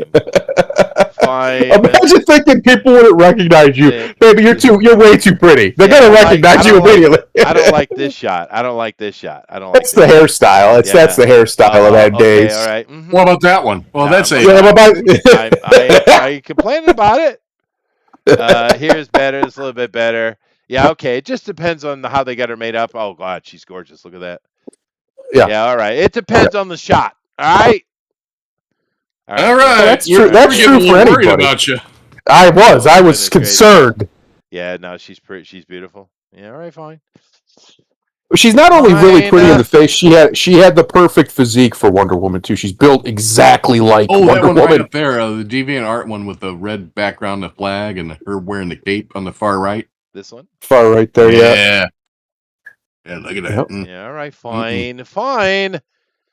But you also didn't like another hottie from that There you era. go. There's her in a bikini. There's her legs. She had great legs too. Okay, that one's a bad picture. I don't know what's going on with that gold bikini, but it looks like there's a schlong right there in the middle. Well, It is Hollywood. No, okay. It just depends on how they got her made up and the look of it. But yeah, no, she's a pretty lady, 100%. Yeah. But anyway, the point I was making is it would be kind of nice to have a hot Wonder Woman, but I mean, Gail was hot. She did all right. Gail's really hot. I thought she was perfect for it. I know a lot of people are complaining because she has no tits, but honestly, I didn't care. I thought she was good for it. The problem is she can't act at all. That's the problem. Well, she don't. That's fine. Yeah, she's pretty to look at, though.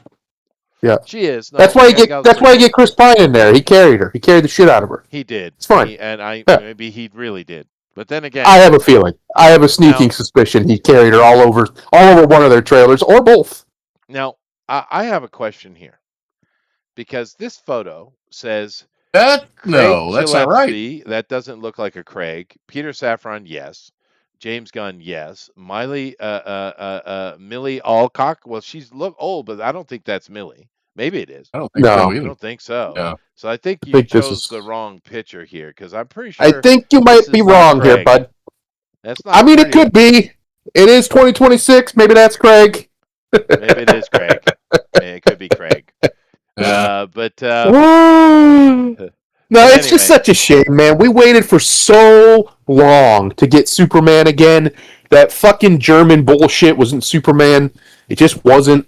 That Schneider shit. And as much as I love Henry as Superman, the movies weren't. He wasn't Superman. The No, most Superman he was the one fight scene at the end of Justice League where he stomps the shit out of Steppenwolf. Yeah. That was it. That was the only time in the whole thing he was Supermanish. Well, and when he stomped the shit out of the Justice League, that was great.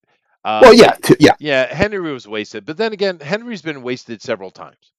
He's the most wasted man in the history of Hollywood. I did hear, Chester, I don't know, probably not talking about it, but I did hear there are actual serious rumors that they're going to make a Warcraft live-action show with Henry as Arthas. And I said, yes, give it to me. Put it in my veins. And for fuck's sake, let him be executive producer and have control so he doesn't get fucked like That's he something did. he was putting in the contract. He's not going to do anything he doesn't like, so he does want to have a last say. Yeah, and Excellent. we know he's working He on should. Warhammer, and he's spoken. Yep. He was obfuscating, of course, but he did speak a little bit on it, and we know how much he loves Warhammer. And I've been kind of with Lucian, I've been watching some of his stuff to just kind of brush up on my Warhammer in anticipation. And oh god, I hope they go full Warhammer, dude. I hope they don't pull any punches. Make that thing X-rated. Give it to me. Yep. Give it to me. I You think know, it's coming. I know a lot of people. I know a lot of people have mocked this and made a meme out of this. But Henry Cavill, in his contract negotiations, should put the Hulk Hogan "doesn't work for me, brother" clause in his contract. Yeah. That doesn't work for me, brother. No, we're not doing that. Yeah, when the bullshit comes, doesn't work for me, brother. Yeah. Yeah. Nah, fair enough. He so far, from what I understand, of all his projects, he actually seems to give a shit about. That's what he's been doing Well, because he doesn't we want know that he to loves happen to it. him again. Yeah, we know he's a big lover of Warhammer. Oh, bro, he and was born. He was born to play Arthas. He looks. He just give him a blonde does. wig or dye his hair blonde. He looks like Arthas. He'd be perfect. He's got the build. He'd look great as the Lich King. Give me it. Give it to me. Do it. Do it, Blizzard. Do something good for once in your miserable life, Blizzard. Do something good and give us this. Yeah, it would be fun. Although we don't know exactly what's going on with the Warhammer thing, but do keep in mind it sounds like he is playing Titus. So, and Yep. dude, I mean, Titus, he doesn't look exactly like Titus, but I can see it all day. But if you go and watch a Luton 9, Luton 09, for those of you who don't know Warhammer, that is the best source of information for Warhammer. You can learn every little Warhammer's thing lore you is want. It crazy is deep. crazy. But Yeah. Luton 09 is the dude when it comes Yep. to that. And you know, he's got his videos have millions, if not tens of millions of views from Warhammer fans. And if you want to learn about it, that's how you learn about it. And I have played the game myself way back, particularly fantasy, but I wasn't aware of all the lore. But for the past so many years, I have been watching and learning about it. And it is interesting. It's very deep. It's super deep. Yes. And hearing that because I thought when they announced it, he would be playing Dorn. But it sounds like he's playing Titus, which I get. That's the hero here, where Dorn is the kind of bitter. He's kind of bitter and angry about how things have gone, but he's going to be playing Titus, and that's cool as shit. So Yeah, I'm looking forward to it. yeah, me too. Anyway, anyway, back to Wonder Woman. The last Wonder Woman movie, which Chester, I think, has put out of his mind, was an abomination unto God. which It's one? good that you put it out of your mind. The last Wonder Woman movie that just came out. 1984. Which Yeah, one? it's the one where she's fighting Nazis. the one where she rapes Chris Pine's body. What? Because I never heard of that. no. There's a full on rape in that movie. And it just kind of we just pretend I don't know. we just what you're pretend that talking didn't about. happen. There's only one Wonder Woman movie. I don't know. What you're talking That other one it's miserable. Don't watch Well, it. Just it's pretend got it doesn't Chester's exist. favorite actor in there. Yeah, it does. Yeah, He's in there. Mr. Fantastic. Yeah, he's in there. Yeah. Mm-hmm. Reed Richards. Pascal. about. Yeah. Pedro. Pedro. Oh, Pedro. Peter. Why would you put that on me, Petey. Eric? I've never liked that guy. Petey Pascal. Although I'd say he's a better actor than that Oscar Isaac asshole. Although Well, he was okay in that's Frankenstein, though. He was all right. it's a low bar. Like these people are miserable actors. It's one of the reasons why, going back to Citizens Vigilante, one of the reasons why it's good at all is because Army isn't a miserable actor. The man can actually act, and he gets to, and that's nice. And it's nice to see that once in a while, especially when they keep shoving these weirdo motherfuckers like Petey Pascal down our throat. The very heavily closeted gay man who likes to grope women in public and for some reason gets away with it. It makes him feel better. He's got the anxiety. I mean, it makes me feel better too, but I think that's every man on earth. Listen, I'd really calm down if you let me grab your titty. I would calm right down, You just let me grab a titty. All right. You hold on a second there, My Captain emotional Canada. support kit.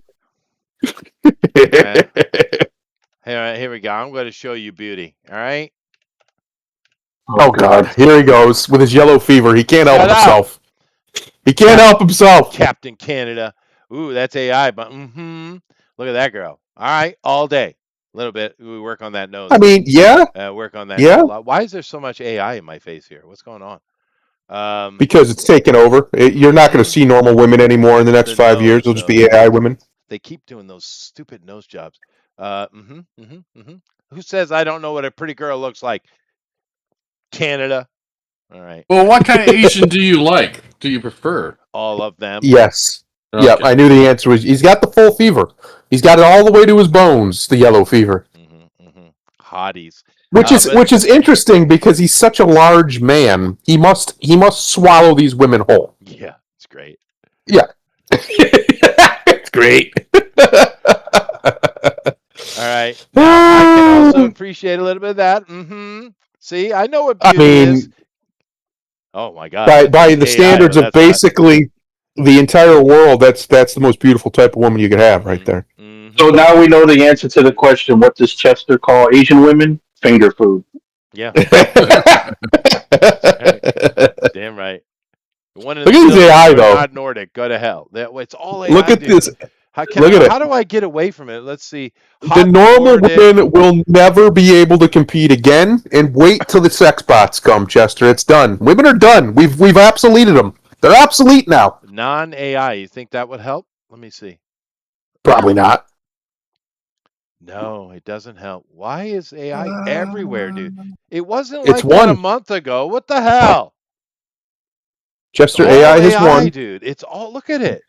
Yeah, even our thumbnail this week for Drawing Quarters AI. Well, I had fun with that one. Oh yeah, that's nice. Because think about it, Chester. In a minute, you can make a woman far hotter than any woman you've probably ever seen in person, and do whatever you want with her. Right.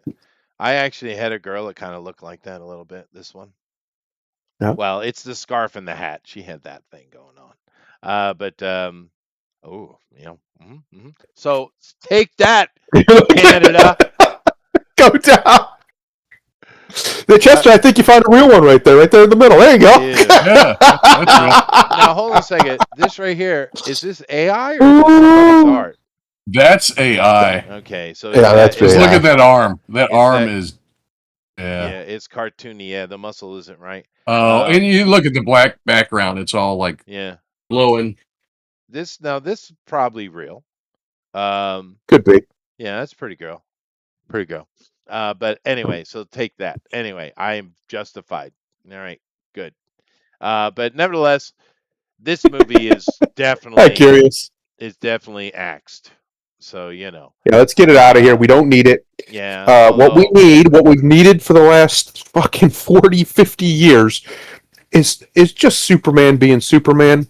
Just start at the beginning. Don't spend $300-400 million on it. You don't need to. You simply do not need to. Yep. You only really need, if you're going to do Superman right, you only really need one or two big set epic moments. Right. And then the rest can just be, really he should be Clark more of it than anything, if I'm being honest. Yeah, if you want to save money, yeah. Yeah, if you want to save money, and if you want to actually... The reason why Clark is important, this is what they always seem to fuck up lately. The reason why Clark is important is because he's this human side of Superman. He's the side that you can relate to. He's the side you can actually, get some connection with. If you don't have that, and he's just, Superman all the time, yeah, I can get why the normal... Me, personally, I would love that. But I get why the normal audience, a normal viewing audience, would be bored of it. Yeah, I understand that. So if you really wanted to tell a good story, you should focus more on Clark being Clark.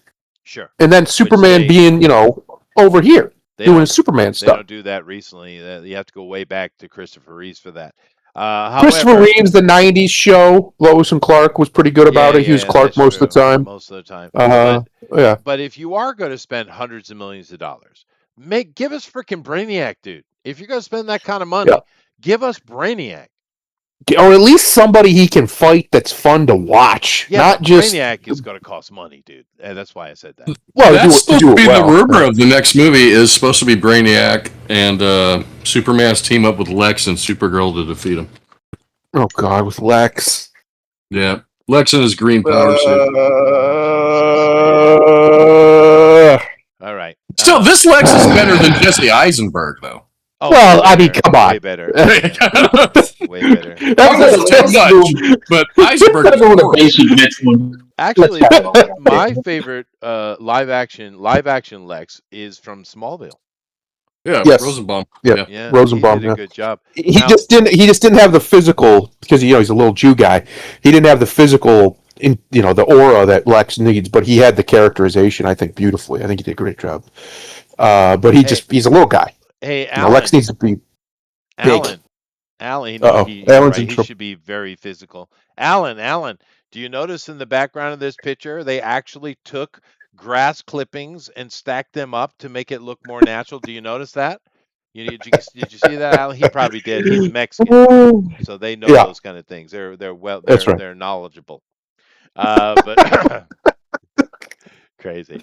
But anyway, let's But move on. honestly, if you're going to do a live action Lex, you need somebody who's got that. He needs to be tall. I can't remember the guy who plays him in the new movie's name, but he's tall. He has almost the right frame, but he just doesn't have that manliness, that hyper masculinity that Lex should have. We were just talking about him, dude. I think Armie Hammer would make a good Lex Luthor. He would. Yeah, shave him bald, get him in good shape. Yep. And he's got that mystique because he's an actual sadist and he's gotten a little bit of trouble. I think that would just pile onto it. He'd make a good Lex Luthor. But nevertheless, who cares? We're going to have to wait. It's going to be a long time before we get anything cool. You don't want to bring Kevin Spacey back? Well, he's a little old. I do love Kevin. Just like I love Gene Hackman, but was he the best Lex Luthor? No. Oh, God, no. No, he was the best actor as a... Oh, sure. Yes.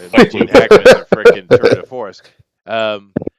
He's just so insane. There's so many good movies from that guy. But what was that one where he's with Denzel Washington in the sub? Crimson Tide? No, it's not Crimson Tide. Oh, come on. Jesus, I've seen it 100 times. Yeah, dude, he's so dominant, and Denzel's right there doing Denzel, but Gene Hackman just swallows that entire movie, dude. It's so good. As he does. As he does. He is awesome. But anyway. Save! Stargate lights up Times Square billboard. Unscheduled off-world cancellation. That's funny. They're clever. I get why they want to do this. I understand it, and I mostly agree with the sentiment of it. But the reality of it is, I don't want Amazon to make it. I just don't. I don't trust them. Amazon's real hit or miss. I would say personally now they're batting about 30-70. They get it right 30% of the time, get it way wrong 70% of the time, especially some of their more their newer stuff that's come out. But that being said, I would love for more Stargate. Stargate SG-1 is one of the best sci-fi shows ever made. It's up there. It's in the lexicon, if you will, the pantheon of them. I like Stargate Atlantis too. It just wasn't as good. But SG-1 was phenomenal. When SG-1 was on, it was up there with anything Star Trek's ever done, in my opinion. Just so you know, the Egyptian was rarely correct. Just so you know. Yeah, I assume. Yeah, but no, the episode where I think it's Ball, right? He breaks the main character whose name escapes me. He literally tortures him, kills him, resurrects him, kills him, resurrects him. Yeah, over and over and over again. It's so good. Yeah. But yeah, no, I would love for Stargate to come back, for proper Stargate to come back. It's just I don't trust Amazon to make it. Fair. But let's talk about the community that's coming out. And of course, this guy over here that played Daniel, I can't remember his name offhand. He's leading the charge. And they asked him to, and he said, okay, I'll take up that mantle. They have been doing things with like airplanes flying over the studio with banners behind them, all kind of crazy shit they've been doing. And somebody paid money in Times Square to light up all the billboards with various Stargate 1 type of news or bulletins or incoming information type of stuff like that. That's not cheap, dude. I don't know who put that money up, but somebody did. So they're the fans, and this guy and others are full court pressing them to relight this. And the main problem was what they were creating was something akin to what they used to do. They were giving us Stargate. But they don't want the executives over there, and this is not an assumption. They said this directly. It was too much that they want something for the modern audience, right? Uh-huh. And that's not what they were getting, so they just canceled it, right? That's what happened, and the fans are in an uproar. And I get it. I love the energy. I see the banner playing over Culver City. Um, the Joel, this guy weighed in. We talked about it already. And these are the kind of things that they were saying. Stargate, save Stargate, help us reopen the iris, etc., etc. All cute little things. They have posted times and places you can see various things. Awesome. I think it's all great. But here is the problem right here. The petition that has been going on has 110,000 signatories. But Yep. and that sounds great. Matter of fact, most of your places in the world, if you have 100,000 people, you can get an action put in front of a council or something like that. All right, even the Right. federal government. But is 110,000 people signing on? Is that going to move the executive board of MGM? No. I mean, guys. I mean, now we can say that that could be 3, 4, 5 times as many people who actually would support it that strongly just inside the petition. But I don't think that if that was 1 million or more, maybe. But I just don't Yep. think they have the push that they want. The people who are involved are very excited. They're out there making a lot of noise, doing cool shit, and I applaud them. But I don't think you're going to get movement from MGM, dude. And damn, that girl really busted up her face, man. Jesus. Yes, she did. Yes, she did. You dumbass. You were so cute. You don't even look like the same human. She looks like a different person. Anyway. And she looks 20 years older. Yeah. Yeah, no, it's a shame, really, because, like I said, I would love more Stargate. I don't trust Amazon to make it for all the reasons you just said. Yeah. They don't know what they have. They don't want to know what they have. They want it to be something it's not. Yeah. So it's just one of those things that I sometimes you just got to let things go. I think this is kind of like Masters of the Universe. Even if that movie was perfect, it was never going to make a ton of money because the audience just isn't there. It's an old franchise. The last time that it had any kind of hype around it was when the Netflix thing came out, and look what happened to that. Yeah, they did that on purpose, killed it. Crap, dude. That was complete crap. Yep. And it drove the audience away. This bitch right here, it's her fault because she's all about the wokies. She's all about it, this lady, and that was the big push because her voice was louder than anybody's in that Netflix bullshit. This guy here that I can't remember his name, the MacGyver guy. He doesn't really communicate with the world. He's old. He's got to be up there by now. But she is very active. This guy playing Daniel, he's been, because the fans were asking him to take up the mantle, and he said, okay. And he did. So good on for him for listening to the fans. But this lady right here is a big part of the problem. She is a big part of the problem. Samantha there. I don't know her real name. And it's a shame because her character was a strong female character. And it was it wasn't like, oh, girl power, all this feminist nonsense. She was just a useful part of the team, right? And Jack would use her femininity to his strength, especially when dealing with the Jaffa, right? Yep. On many occasions. So that this lady right here is big problem. Nevertheless, I love the energy, love it. But dude, I don't think you got a chance in hell. But anybody else have an opinion? I think you're right. It's a shame, yeah. But I think you're right. I think the best thing that could happen would be for the powers that be to lose the rights to this somehow, some way. Right. And somebody just make a small little project and see if it can take off. Kind of like what happened with Cobra Kai. Right? It was just a small little project over here on the side. Caught fire. Was awesome. Was fun to watch. And then it was successful. All because of it. Right. Or what happened with the original SG-1. It was kind of like that. It was very grassroots initially. But Eric, you got any comments on this? This is our generation, so. Unfortunately, I hate to admit this, I've never seen Stargate. Oh, dude, it's good fun. The movie. I was kind of out those years. I was kind of out doing other things. Whoring. No, I get it. Basically that's it. No, Yep. I was married and I had plenty of time to watch this kind of stuff at night. At that time, I was married too, but I wasn't a very good first husband. No, You were whoring. I was. I was whoring. But the one thing I'd say about this, the movie is great, fun. It's got Kurt Russell. What do you want? And it's got James Mhm. Spader. I mean, you can't go wrong, right? However, the TV show, I don't know how many damn seasons was this, 11 or something? Ridiculous. But I think it was 11, yes. yeah, what they did with this show is they worked really hard season to season to build their cosmology. And they did, boy. We were talking about earlier the cosmology of Warhammer universe, and it is deep, deep, really deep, right? Deep and wide. It is. However, Stargate isn't it's kind of hard to touch Warhammer, but the amount of cosmology and lore and history and all that kind of stuff they put into with this show is impressive. There are books and volumes of information of all the different races, the different system lords, everything. They really did a good job of world building, a really good job, Yes. which is why it lasted so long. And then it had multiple spin-offs, right? You went from SG-1 into Atlantis, which had some love for it for a while, and that's where Jason Momoa comes from, by the way.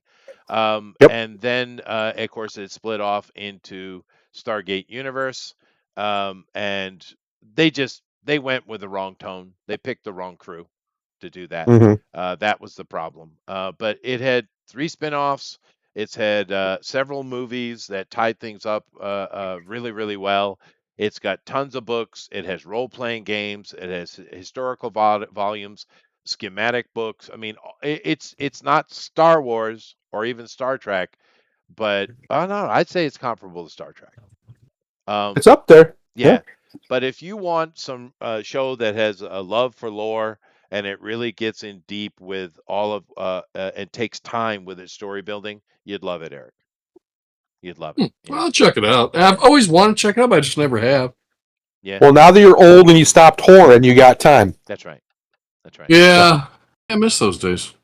Yeah, well, a little bit. Yeah. You have enough kids. You don't need more. Well, I just muted, so I think 4 grandchildren can come in and say goodnight, and they're going home. I'm like, okay, bye. Bye. Oh my goodness. Yeah, no, I was pretty good about not getting Jake pregnant, or at least I think I was. But yeah, no, we just come from a different generation, Eric. It was different for us. Although these days they're kind of worse. But with us, I don't know. I think we're more honest about it. These days they're just mean. They're mean spirited. These kids these days, dude. We were never mean about it, right? No, not at all. No, and I don't think I've ever been rude or horrible to a girl ever. I've had a couple girls get mad with me, but I've never been like that. I've never done that.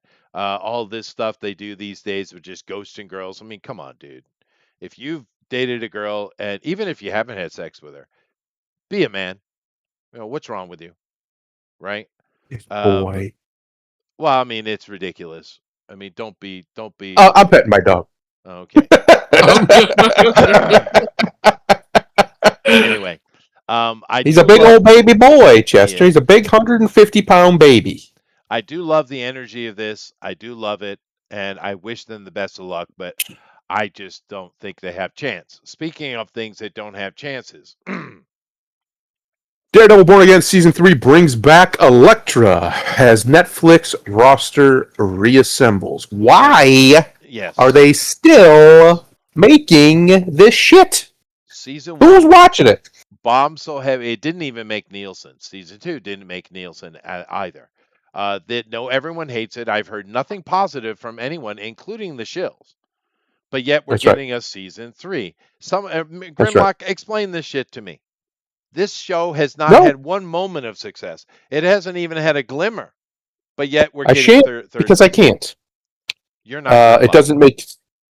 Oh, I didn't hear you say that part. It doesn't make any sense to me either, Jester. I'll be honest with you. Yeah. Because it's Although- not like they have a lot they can push here. They've already pushed everything, right? So what are we doing? Yeah. I Like know. what is the point? It's not, you can't even say it's like a political situation where they're just doing it out of spite. It's no. Nobody wants this. Now- Not even your side wants this. No, that's true. Now this girl playing Nachos, Electro. First of all, it's an Asian girl. Why can't you get me a Latina? Second of all, she has no neck, which tells me she's 4'3". All right, perfect. Yeah. Grimlock, you got any love for this? Any love for this at all, Grimlock? For this non-Latina? Uh, I mean, oh, poor Alan over here is just crying in his soup. No, I don't give a shit. I gives no fucks because look, we already know the play. If there's a pretty woman out there, we can guarantee one thing: they're not going to cast her. No, no, and of course, the reason why we're pushing back against this, if you didn't know, is because this is supposedly following after the Netflix, Daredevil stuff, which had some great moments. It was good fun. However, shut up, Alan. However, uh, this show went ultra woke, right? Yes, that's because look. Here's something that we haven't talked about enough with these shows getting reboots. Is every time that they have rebooted these shows, the showrunner from the original show is never brought back. No, they And I Mhm. think that we don't talk about the importance of the showrunner enough because it seems like every show, and it's not just these even shows like Animaniacs when they rebooted it, they didn't bring the showrunner back, and every last one of these shows was essentially failed. And they bring in these millennial or Gen Z kids who have basically forced their way into a role that they don't um, deserve. Because, from my understanding, I'm not too familiar with this, but being a showrunner is a senior position. It's something that you're generally supposed to get with experience, and you got a lot of people just forcing their way into it because of diversity. Yep. And you get in what you get because you have people that, the old saying, right? What you know, you got people who have nothing to speak on. They speak on is the same shit that all the other ones did because they're all running together in the same pack. So it's the whiny theater kids club, Yeah. and you're gonna get the 50th Trump allegory whether you fucking want it or not, or white men bad, or I'm mad at my dad because my dad didn't hug me Right. Well, this when I show got is my super my woke. This show is super Trump. woke. Yeah. Well, No, I agree. Was it woke or just stupid? No, well, it's both, but it is very, very woke. The women are doing all Because- the heavy lifting because that's the whole point.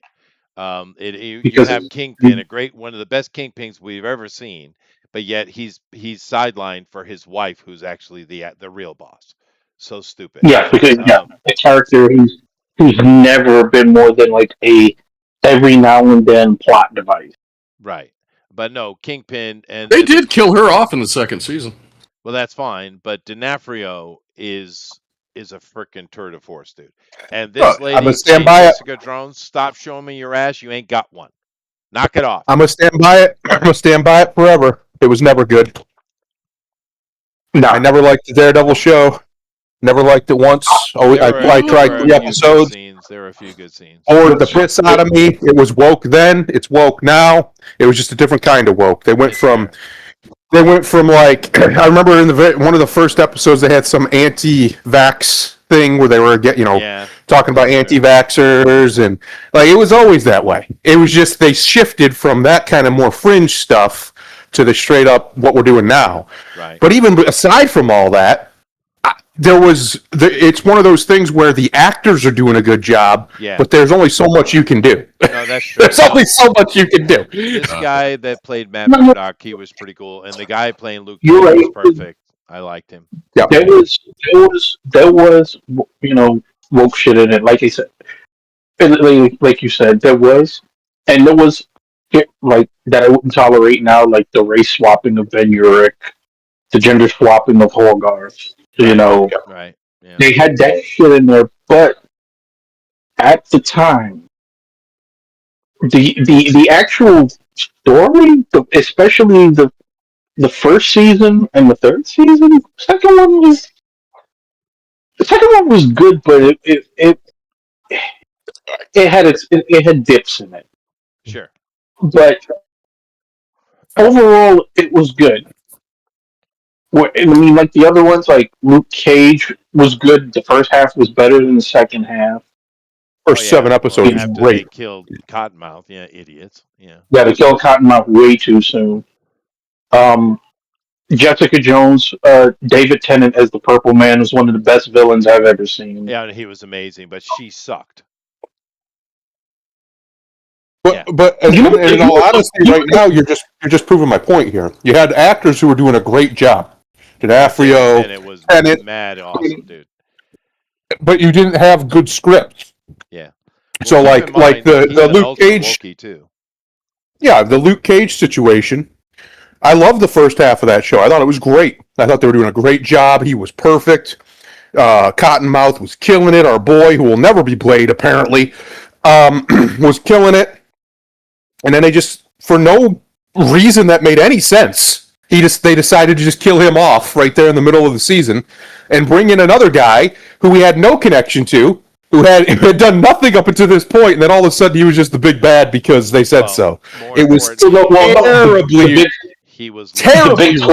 He was lame. The big twist was that he was his stepbrother. Yeah, but he's He lame. was Luke's stepbrother. Lame as shit. But But my point is, it's really badly written. To me, they rushed that. If they'd have just made him the villain of the second season, where that was the twist, and they could have fleshed it out, that would have been great. But to kill Cottonmouth off halfway through the season, and then go, okay, we're going to pivot to this dude, which was one of my complaints about Black Panther, because they did the same fucking thing. You kill off Claw, which should have been your villain for the whole fucking movie, to pivot to fucking Killmonger halfway through the fucking movie. It makes no fucking sense. I just think that the problem was always with these shows was we were all really wanted them to be very, very, very, very good. And they had flashes of brilliance. Oh, yeah. But the rest of it was all dragged down into mediocrity. It's not even necessarily bad. Some of it was, but just mediocre. But there was nothing really to juxtaposition it to. There was nothing like, for instance, Chester, we both agree the Penguin's the greatest superhero live action anything probably ever, right? It's up there. It's at least in the conversation. Compare that to anything from the Daredevil show on any run, and Penguin kicks its ass. No, it's not even worth talking about. Yeah, but hardly anything comes close to that, though. My point is, when you have nothing, it's kind of like the Halo effect, right? I was just talking to the wife about this earlier because we were watching National Treasure. She just randomly turned it on. And she's like, I just noticed something. They make this other guy look uglier throughout the whole movie, and Nick Cage looks better. I said, yeah, it's called the Halo effect. They want you to see him as the protagonist, so they make him look prettier, the other guy uglier. Yeah, it's the same thing that has happened here. No, it's the same thing that was happening with these shows. There was nothing to compare them to, really, of a serialized nature. The only thing you really had was the MCU, but those are movies. It's a different level of argumentation. So that's one of the reasons I think people see these as way better than they were, because they didn't have anything to compare it to. Now we do. We have a few different variations of shows, whether it's Spider Noir, which I think is better than anything Daredevil's ever put out, whether it's at least in the shows, whether it's Penguin, for instance. These are two recent examples that are really, really well done. Really, yeah. Nick Cage again, by the way. Well, really, really well done. Well, and I think once you get past the nostalgia of the Daredevil show, I think a lot of people are going to start to come to agree with me over the course of time that it really just was never really that good. There were parts of it that were. I get your point. I'd say Nick Cage was consistently good, but it didn't have the highlights that Daredevil did. Luke Cage or Nick Cage? No. You mean Spider Noir? Okay. What did you I said say? Nick Cage. I was like, his whole career? Ages. Yeah, his whole career. But no, Spider Noir, it was consistently good, but it didn't have the Daredevil, Luke Cage. That's it. Had several moments that were wow, that was really good. And Spider Noir was just good, right across the board. I agree. I probably agree with you, but I think that's the issue. I think that those shows were carried by those few moments of flashes of brilliance, like what I said, flashes of brilliance. But the rest of it was just kind of meh or worse. Whereas for me, for something to be genuinely good, it has to carry. It can't just be, like a lot of people were sucking off the second season of Andor because it had a really good ending. That's great, but if the rest of it's shit, why am I going to wait? I'm going to put in 40 hours worth of work to watch it till I get to that good part. No, I'm not doing that. It's that same idea, and I think once you've had a nice, perfectly cooked steak all the way through, it doesn't have one part that's better than the other. It's just a perfectly good steak. You don't want to eat that cheap meat no more, Chester. You want that steak again. Fair. Alpha Proto's talking about the halo effect over here with Oriental girls. Being the expert on them. But in Spider-Man Noir, however, we get the chubby girl playing the secretary, and she's cute, actually. But she's cute for a chubby girl. The not girl bad. playing Cat Harlow, or Black Cat, she's not a pretty Asian girl, and I don't know why they didn't cast one, because she doesn't do much heavy lifting. They could have got a hottie and dealt with her for a few little lines she has. I think. Now you know why she's banging somebody. Come on, probably is, but I mean, because that's a character that should have been mega hot, and she wasn't. And there are some really gorgeous Asian women. You all know this. I'm aware. Well, you know this. Yeah, I know it very well. He's the connoisseur around here. He knows it. Yeah. So you probably don't think Elektra's a pretty Asian woman. Well, her name is Nachos. No, the actress. Her name is Nachos. And you sit She's here. half French and half Cambodian. Yeah, you now. Oh, she got all the worst aspects of both. That's a shame. She doesn't look Greek at all. One, two. You're gonna sit here and tell me that's a pretty girl? Are you? She's not ugly. Okay. Someone. I have also seen her play a Japanese woman in G.I. Joe Retaliation, I believe it was. She was. There's a vast difference between not ugly and pretty. Looks like a dude. That's just a bad picture. She's looked better. That's not bad. She's very Latina, though. That is nothing. There's nothing Greco about that woman at all. Yeah. I mean, not even Latina. Her name is Nachos. Okay. Anyway, I just thought that was funny because why? It's literally no one is watching it, dude. The first two seasons I watched it. Didn't even register on the Nielsen. I watched it. Well, we've established you're a sadist. It was horrible. Yeah, I watched it. It was horrible. Well, he's I love the book Born Again as much as I love Craven's Last Hunt. So I was hyped, and I knew whoa. The book Born Again and Craven's Last Hunt are my two favorite comic book stories. Really? Well, okay. Shit, I gotta go. I'll let that be your two favorite, but come on now. We're talking one of the greatest stories in history of stories, Craven's Last Hunt. Not just comic books. It's phenomenal. Yeah, they are my two favorite. But I watched this every week. It came out. It sucked. Me and my buddy talked about it because we both watched it. There is once, if you guys haven't watched it, it's episode 6 or 7. I don't remember which one it is. It starts off with Daredevil and Jessica on top of a rooftop. And the dialogue is so stiff and poorly acted. It looked like they just didn't even want to be there. They're like, what time is lunch? We get this done. It didn't even make sense. Well, dude, what do you want? You got a French Cambodian that looks like a dude. What do you want? She looks like a Latina. I don't know how France and Cambodia created a Mexican, Well, but look that's at what her we got. eyes. That's an Asian. Look at the almond eyes. That's an Asian. Look at her eyes. I've seen lots of Mexican girls with them almond-shaped eyes, just like that. She looks Mhm. Mexican to Yep. me.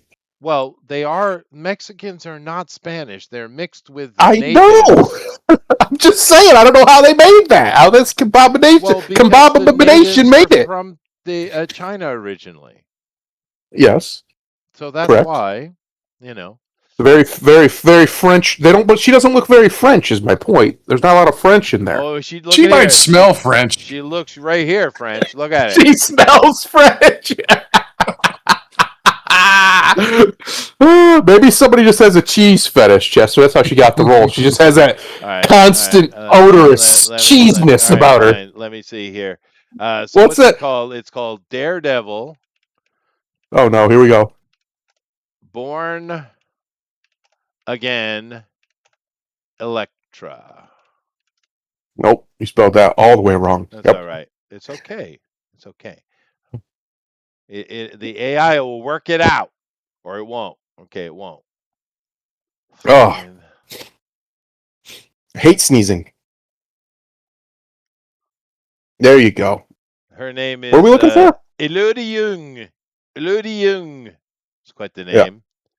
Okay. So somebody like you, some Frenchman like you with a yellow fever, had to go steal good prime Cambodian puss for himself. What a bastard. Okay, let me take a look. Here. Colonizer Yeah, is what he yeah. is. Yeah, it's all right. She's kind of got a manliness thing going on to her, dude. She's just old, I guess. She's just old. She's really old.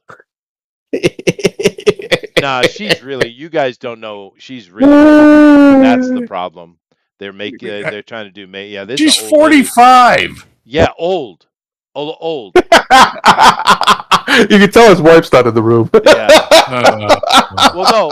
Do you want a 45-year-old Elektra as if she's No. running around kicking people's ass at 45? I mean, if you're gonna go that old, you might as well go get what's her name and have her play her again. At this point, Yeah. or the chick's name who played her in the movies. Did not Jennifer age well. Garner. She did not age well. Yeah. But anyway, I'll move. I don't know. on. I saw her in a commercial recently. She didn't look that bad. All right, let me check. She's a very bitter lady, Jennifer. But then again, Well, she was with the Aflac. So what do you expect? This motherfucker's an English teacher. He can't even spell Jennifer right. I don't know. I don't know. Spelled fine. Oh, they corrected it. You son of a bitch. Yeah, no, you're right. She's not so bad. She's not so bad. Yeah, I think she's close to she's our all right. age, too, Chuck. She is our age. Yeah, Yeah. she looks fine. Yeah, She she's looks. doing all right. That's not good. That's not good. Not No, good. that's a bad picture. Don't do that picture. That's bad. However, when she was young, Some women have big foreheads and they really need bangs, and you're one of them, sweetheart. yeah, but when she was young, damn, She banging, was cutie, cutie pie. and Oh, cutie pie. you wasted your time with a freaking moron named Ben Affleck, idiot. It's kind of like Well, that- he has a Jennifer fetish. He just likes women named Jennifer He for some reason. but it's like that other idiot that probably one of the most beautiful women ever born. The girl that ended up with Charlie Sheen there. What's her name? Oh yeah, Denise Richards. Denise Richards. Holy shit, dude. But then again, when She did not age well. She's the No. one who aged like well, milk. dude, she's been through how many drugs and men? What do you expect, right? All of them. Um, Just every one. Probably even me, and I don't remember it. That's how many. It's just been. It was a whole litany. Yeah. The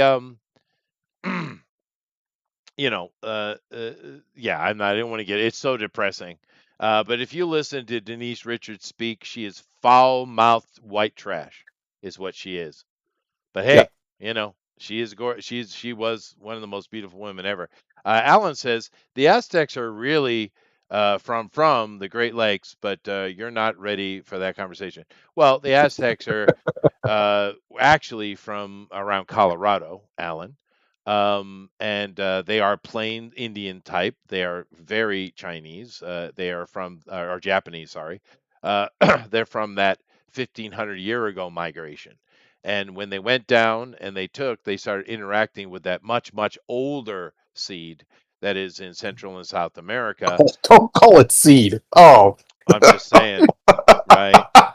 But yeah, I love how the Mexicans. Jesper's got away with the ladies. That's right, I do. I love how the Mexicans keep acting like they're somehow natives. Dude. Yeah.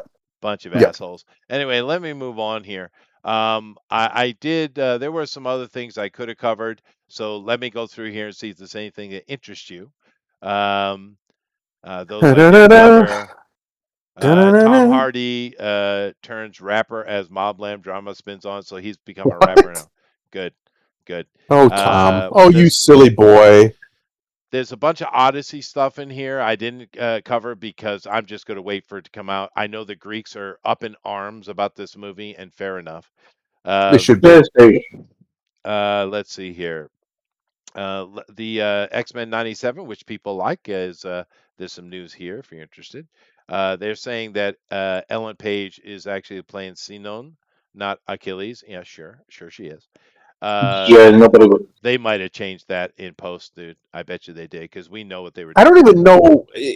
I mean, obviously he's in the Odyssey, but I don't even think you necessarily need him to be in there. You could just cut Achilles from that and it'd be fine. What he is in there is he's Odysseus's inner monologue. Yeah. Is what he's representing, and he does have a conversation with him in Hades, right? Yes. People talk about Jason Momoa's Lobo was added in to try to shore it up. Of course, we know that's true. More Odyssey crap. And they're just getting so much pushback on this. I guess Little Caesars does a commercial in Spider-Man. Shocking. Okay. Well, that's how they paid for that. Yeah, that's how they paid for that movie. Although this movie is, I haven't talked about it yet. I'm going to wait for it to come out, but this movie's getting some pushback for some reason. I'm not sure why. I'll research it when I have to. Absolutely. Honestly, after the last one, if they never made another one, I'm good. I don't think they'll ever top the last one again. Not for a long time. Personally. Yeah. Anyway. But the Absolute series is doing very well. It's quite popular. DC has tried to turn it around where Marvel is just diving into woke as more and more and more as they can. I mean, as much as they can. It's unbelievable. But new animated series looks interesting. Okay, the guy who wrote was writing Batman. It looks like he's in trouble because he had a hidden camera in a girl's bathroom. Nice. Yeah. All these winners. Thought Doctor Who was dead, but no, they're coming back, and now it's just an old black lady. Sweet. Yeah, I know. Just ignore it. Talking about bad villains, we know. Well, of course he can't make bad villains. He's the villain. Yes. He's not going to write one about himself. True. Now, this article, I haven't read it, but I'm assuming it's talking about, because James Gunn did come out and was being all bitchy about how bad this movie did this week. And him saying, don't you think you know how much we spent on it? You don't know what's success or not. You don't know. Shut up. That's basically, I summarized it for you. Yeah. James Gunn does not take pushback well. And then, so he's very feminine brained. Yeah. Now, this is I didn't cover this article, but I will, and Grimlock and I can certainly speak on this. There is no community on this planet that has the power of pushback more than the video gamers. Nobody. That's true. Right? Yeah. And GTA wants to come out with the thing being $80 and then $100 for the, which you don't need, right? But $80. So they're trying to increase the kind of accepted price by $20. I'm telling you, they're going to make crazy amount of money, but they're going to get huge pushback for that. The gamers are, like I said, because video games, honestly, in this economy, they should be $100, $120 anyway. They should be. Yes. Well, the gamers are like, no. With this, it's not just that they're doing that; it's what the parts of the game that they're doing it with. It's basically a lot of the customizable shit that you could normally do in GTA, whether it's single player or online, that was just there. now it's behind a fucking paywall, which is scummy shit. So they're doing Now, a season pass. no, it's not a season. It's not. So far, they have not announced the season pass. But given that Take Two is the parent company, Yeah, yeah, subscription. I would put It it past. says right here. Yeah. But here's what they're doing. So like, if you play GTA, you can get change your character's clothing, their hairstyle. Right. You could go to. I think it started more so in San Andreas, and then they expanded on it in more in each game. To where if you had your car, like in the first couple of GTA's, you would go to the shop just to get it repainted, or get it repaired just to get the cops off your ass. And then in San Andreas, it became more customizable. Right. Now that custom shop is going to be part of the $100 Hmm. version. It's not going to be the base $80 game. I Which see. if you was gonna do the $100 version, because I know, because I've seen some people comparing the $100 version of GTA to like the $150 version of WWE 2K26, which is Right. also by Take Two. But the difference with that was the characters, the character packs. You wasn't losing a bait. You're not, at least like, to my understanding, you're not losing the basic part of the freaking game, or parts of the basic part of the game, behind a paywall, which has become more and more of a thing with games. And it sucks because a lot of people are fucking gonna go out and get it. Yeah, well, like I D- said, it's the industry pushing back because gamers have kept that price artificially low. There's no reason a video game shouldn't be 100, 150 bucks in that range. There's no reason it shouldn't be. But gamers have I would say forced it not to it be. depends. It depends on the games, because there's certain. I'm Sure. going to be honest. There's certain games that that shouldn't even be $60. Like, No, no. if There's definitely you're there's if categories. you're a yearly release, if you're a yearly release, I don't think you should be You should be asking for more than $60. I No, think it's being generous I that agree. Madden and Call of Duty have been. Hell, even Assassin's Creed at one point were putting out games on a yearly basis, and it wasn't much differentiation difference between the previous version and the one before it. Yeah, no, I agree. But you- But I also say that there should be a 50, $60 category, 80 to $100 category, and 100, $150 category. Is what it should be, with just basic inflation. I like that they're cheaper, but it is It, artificial. You it, know that. it should, but it should. But here's the other part, and some of the live streams that I was watching this week, they talked about it, because this week the big news was that and the Steam machine. Oh yeah, Um, yeah. Go ahead. Yeah, that was a disappointment to and a lot of people. the big thing is, one of the reasons why even that is too high is because 13 years ago, when they started the digital games bullshit, the great lie that was told to people was, well, if we go digital rather than physical, we can cut down on costs, because we don't have to print we don't have That's to right. print physical CDs, we don't have to use all these physical resources, and that's supposed to cut down the price, and in the end was supposed to lower the price to the consumer. Well, that didn't fucking happen. Games This were has no still, disc in it. No, it didn't. You're right. well, not even that. It's still $60 at release, whether you get the digital version or the physical version. This one There has was no no difference. physical either way. It no disc at all in Well, GTA 6. there will be a physical version. It just won't be on release, which is dumb. For as many times as you've delayed this game already, and you've been in production for 13 fucking years, or maybe even longer than that. But to be in production for that long, and then to say we're not going to have physical copies for 6 months after the initial release date is kind of fucking bullshit. Well, because they This- want multiple purchases. You know what they're doing. Um, but I mean, I will say this because I do want to talk about the Steam Deck or the Steam Box. But I will say this: I get what you're saying. I understand with the gamers, the power of the gamers is amazing, but the companies are assholes, and they're trying to deal with the gamers who don't want higher prices, so they keep doing all these things to try to make more profit. It's a battle between the producer and the consumer. And I actually think they're probably going to end up winning this time. I think They've been trying This drives me to get crazy, the but price up for 20, 30 years almost. they have. I think they're probably going to. And in fairness, a game, if it's anywhere near as big as 5, which we're assuming it's going to be, it's probably worth it.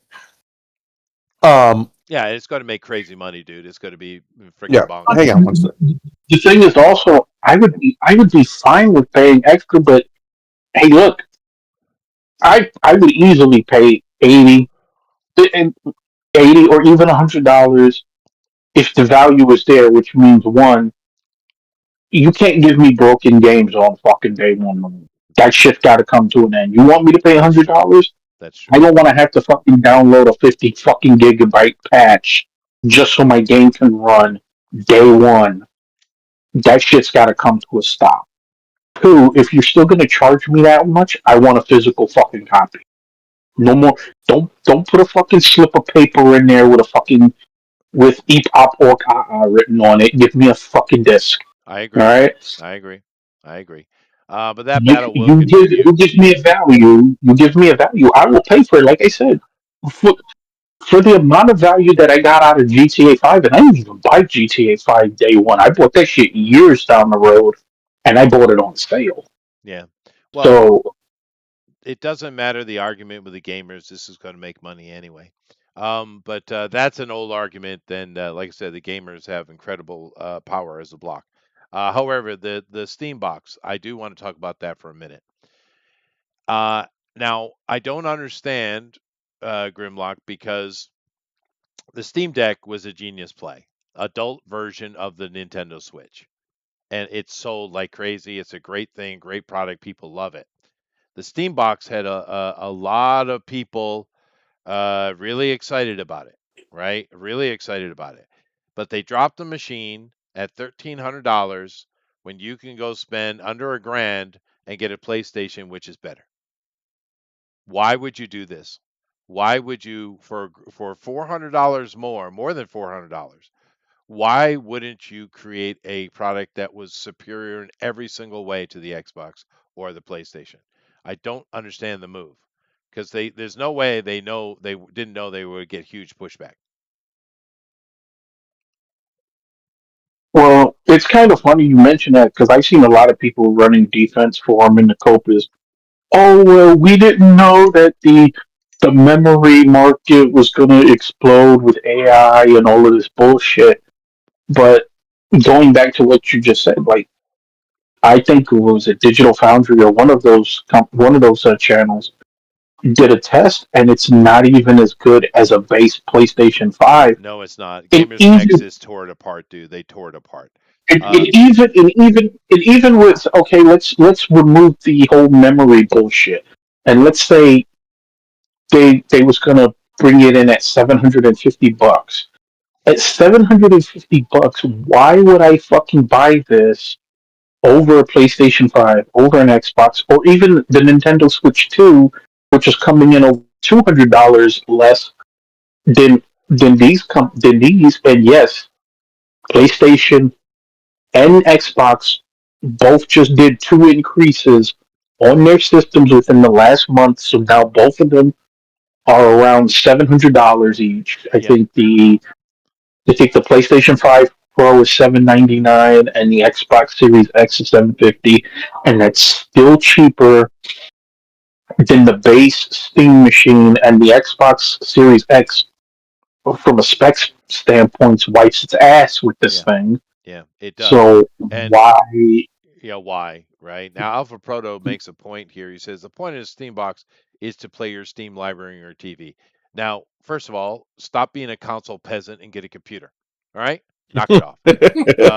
Now, secondly, Gamers Nexus. If you want a review on Steambox, go watch Gamers Nexus. Even fucking Linus, couldn't even back it up, and you know how much of a shill he is, right? But go watch Gamers Nexus. It is way worse than you think it is, dude. First of all, you say, "Oh, well, I can play my Steam inventory on the box and on my TV." Well, you can do that with a computer as well, by the way, which I do, right? However, they did run all this stuff, and any game that's got any balls to it at all runs like shit.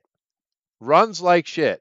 And we're talking about any of the AAA high end ray tracing type stuff you need. It all runs horrible. They go watch Gamers Nexus, dude.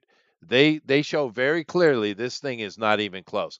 And Okay, the cheapest PlayStation runs these games better, dude.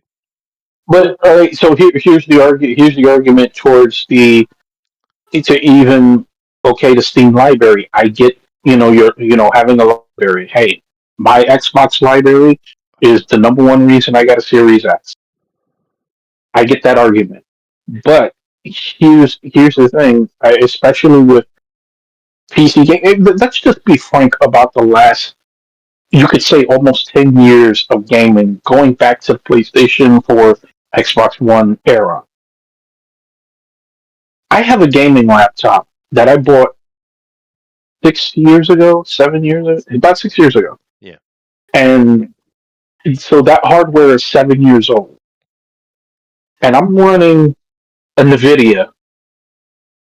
And I have almost never had a problem running whatever I wanted to run on this hardware that is as old as it is.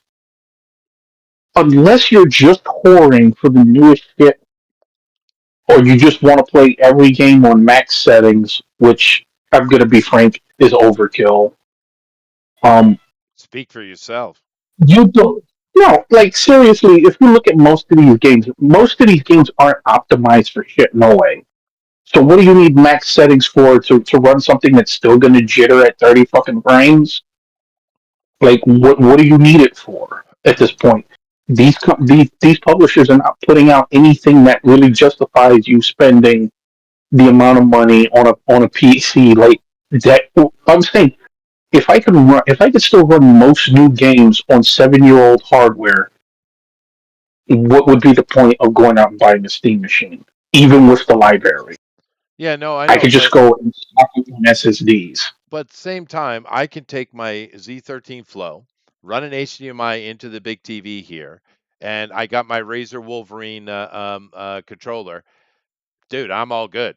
I Yeah, don't even need to use the big computer here. yeah. I mean that's fine.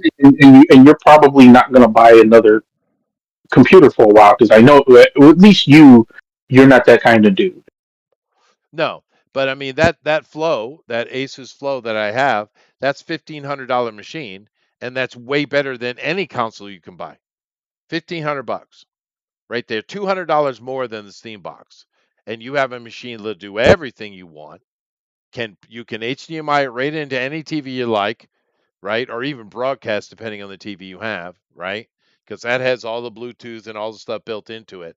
So for Yeah. $1,500 compared to $1,300, you got a absolute buster machine that will run anything on it, anything, right? So, me personally, I don't know why people are buying consoles anyway, but this thing was highly anticipated. There's a lot of people really looking forward to it, and I don't get their thinking because, like I said, Gamers Nexus tore that thing apart, and they themselves were shocked. They couldn't believe why you would do this, especially seeing as how good the Steam Deck is. So, whatever. It is a thing, but the community is very upset about it, and they should be. But honestly, the answer to all your problems is buy a fucking PC. That's the answer to your problems. You can play anything you want at whatever rate you want. You don't have to worry about any kind of shunting or jittering or none of it. It all works fine. Now this big boy I'm sitting on right now, this desktop, this has got a freaking 570T in it, right? This thing right here will take freaking the highest end game you have, and it'll make it look like it's a freaking mobile game, right? So, constantly trying to struggle with these companies trying to keep the price down on a console, but trying to match PC is ridiculous. Especially seeing as, like I said, this Asus, this is the Republic of Gaming Asus, right? It's a Z13 series. You can get Z18s too for a little bit more. It's only $1,500, dude. It's only $1,500. So I don't know. And that's got a GTX in it, by the way. So you're not going to have to worry about any of your ray tracing problems. All right. Anyway, peasants. This is a snob here. But I mean, I'm joking, of course. But for me, it's practicality, though. I mean, what are you doing, man? It's because back when computers cost $3,000 or so, I get it. I get doing the console. I've had console. I bought every console they've had. My kids got them now, right? However, now that computers are so powerful, but their prices dropped so much, it just doesn't make sense buying consoles anymore. And honestly, I think that if PlayStation, particularly PlayStation, if they came out with their next console, wasn't a console, it was just a straight up computer, and charged $1,500 for it, they would be a smart move. Well, they made a few big mistakes. One, Selling the first FiOS. big mistake. Yeah. Well, the first big mistake the console makers made was they started making their fucking consoles running like fucking PCs. What would be the point of buying the appeal of a console was it wasn't a PC. You didn't have to worry about operating system. You didn't have to worry about optimization. That's You right. didn't have to worry about installing shit. You just got your game. You brought your game home. You put the game in the fucking console, and you just played it. That was the appeal. Also, the appeal was you had exclusives. You went out and you bought a PlayStation because they had a bunch of games that you couldn't get anywhere else, and they started listening to fucking retards going, "There shouldn't be exclusives. Everybody should be able to play that game if they want to play it." No, they fuck you shouldn't. Yeah. And That's bad business. with that said, too, That if is, they stop that bullshit, Grimlock, and they just made it play games really great, and the exclusive thing is they should have never done that. But if they just cut all that extra bullshit out, and they could cut the machine in size in half, and they could reduce the thing under $500, right? So that's a good point. They can make it run stronger by getting rid of all that extra crap you don't need. It's just meant to play games, dude. Right? here's what it is. Here's how they could fix the next generation real fucking quick. Both Sony and Microsoft. Here's how they could fix it. You streamline your fucking system because you have a lot of bloat in there that nobody really wants, nobody fucking cares for. Your operating system takes up too much space on a hard drive that's supposed to be devoted to playing fucking video games. Streamline that shit. Learn to compress your fucking games. Oh my god. There's no reason. My fucking god. There's no reason why I should have a terabyte hard drive on my Xbox Series S, only have 20 games in the fuckers full. That's fucking ridiculous. It is ridiculous. I've seen people that are smart and they'll compress it on the computer and then they'll stick it into the PlayStation that way. Also, here's another thing you both of them can do. Hey, your library that you've been collecting for 30 years, guess what? You can just play them on your system. Yep. You don't have to wait for a remaster. You don't have to wait for some code. Hey, if you had the disc, oh look, our system can read the disc. Just put it in and have fun. Yeah. You want to fucking buy a remaster down the road? Fine, buy the remaster down the road. It wouldn't stop. That should not stop you from buying it. Well, another thing I've noticed, and it's not just the games, it's like YouTube as well. But you talk about compression rates. But you know what else they're doing, Grimlock? They're not syncing their audio to shit anymore. Have you noticed this? Well, that's because you have too many people well, that's because look, a lot of people don't want to hear this, but that's what fucking 15 years of DEI hiring gets you. You have people who don't know how to do their fucking job. Yeah, but I do it because for this show. Chester, you actually give a shit about what you do. All right. That's the difference. Yeah, You I get actually it. give a shit. It's so stupid, man. You do shit because you want to do it. They do shit because they think they're entitled to it. It's a different fucking mindset altogether. And I don't mean You syncing, have meaning it's a match. I mean sync compression is what I mean. yes, Sorry. but again, when you have people who are not qualified, that's what you get. When you're more concerned about you about filling out a checklist than filling out who's qualified and who's not, this is what you get. Mhm. So for the people who are complaining about the poor optimization, poor audio syncs, and all this, but you're also sitting there going, diversity is our strength. Well, I know, but get you you get your know what I mean. diversity with your games looking like a Shaw Brothers movie. Yeah, but you know what I mean. I got this little teeny YouTube channel, and I compress and sync meld audio and everything for this show. I do all of that, and this is a little teeny channel on YouTube, and Yes, you but and you I'm actually give a shit 56 years old, and what the fuck, dude? because you give a shit about what you're doing. Yeah, fair That's the enough. difference. But it is irritating all around. The good thing is that I will leave on that because we do need to move on. However, I will leave it with this: the indie market is banging, Oh yeah, the banging indie market. Well, see, that is the biggest white pill of the video game industry right right now. there. Yeah, it All of is. the guys who got pushed out, they're slowly spreading out, and they're opening up studios elsewhere. They're going to Kickstarter or Indiegogo or any of these other crowdfunding ventures. Excuse me. They're they're teaming up and they're forming studios together, and They are. you're going to get more clear obscures down the line. Yeah. No, yeah, and of That, course that, Larian is that was banging. He's a little bit bigger now, but they're banging too.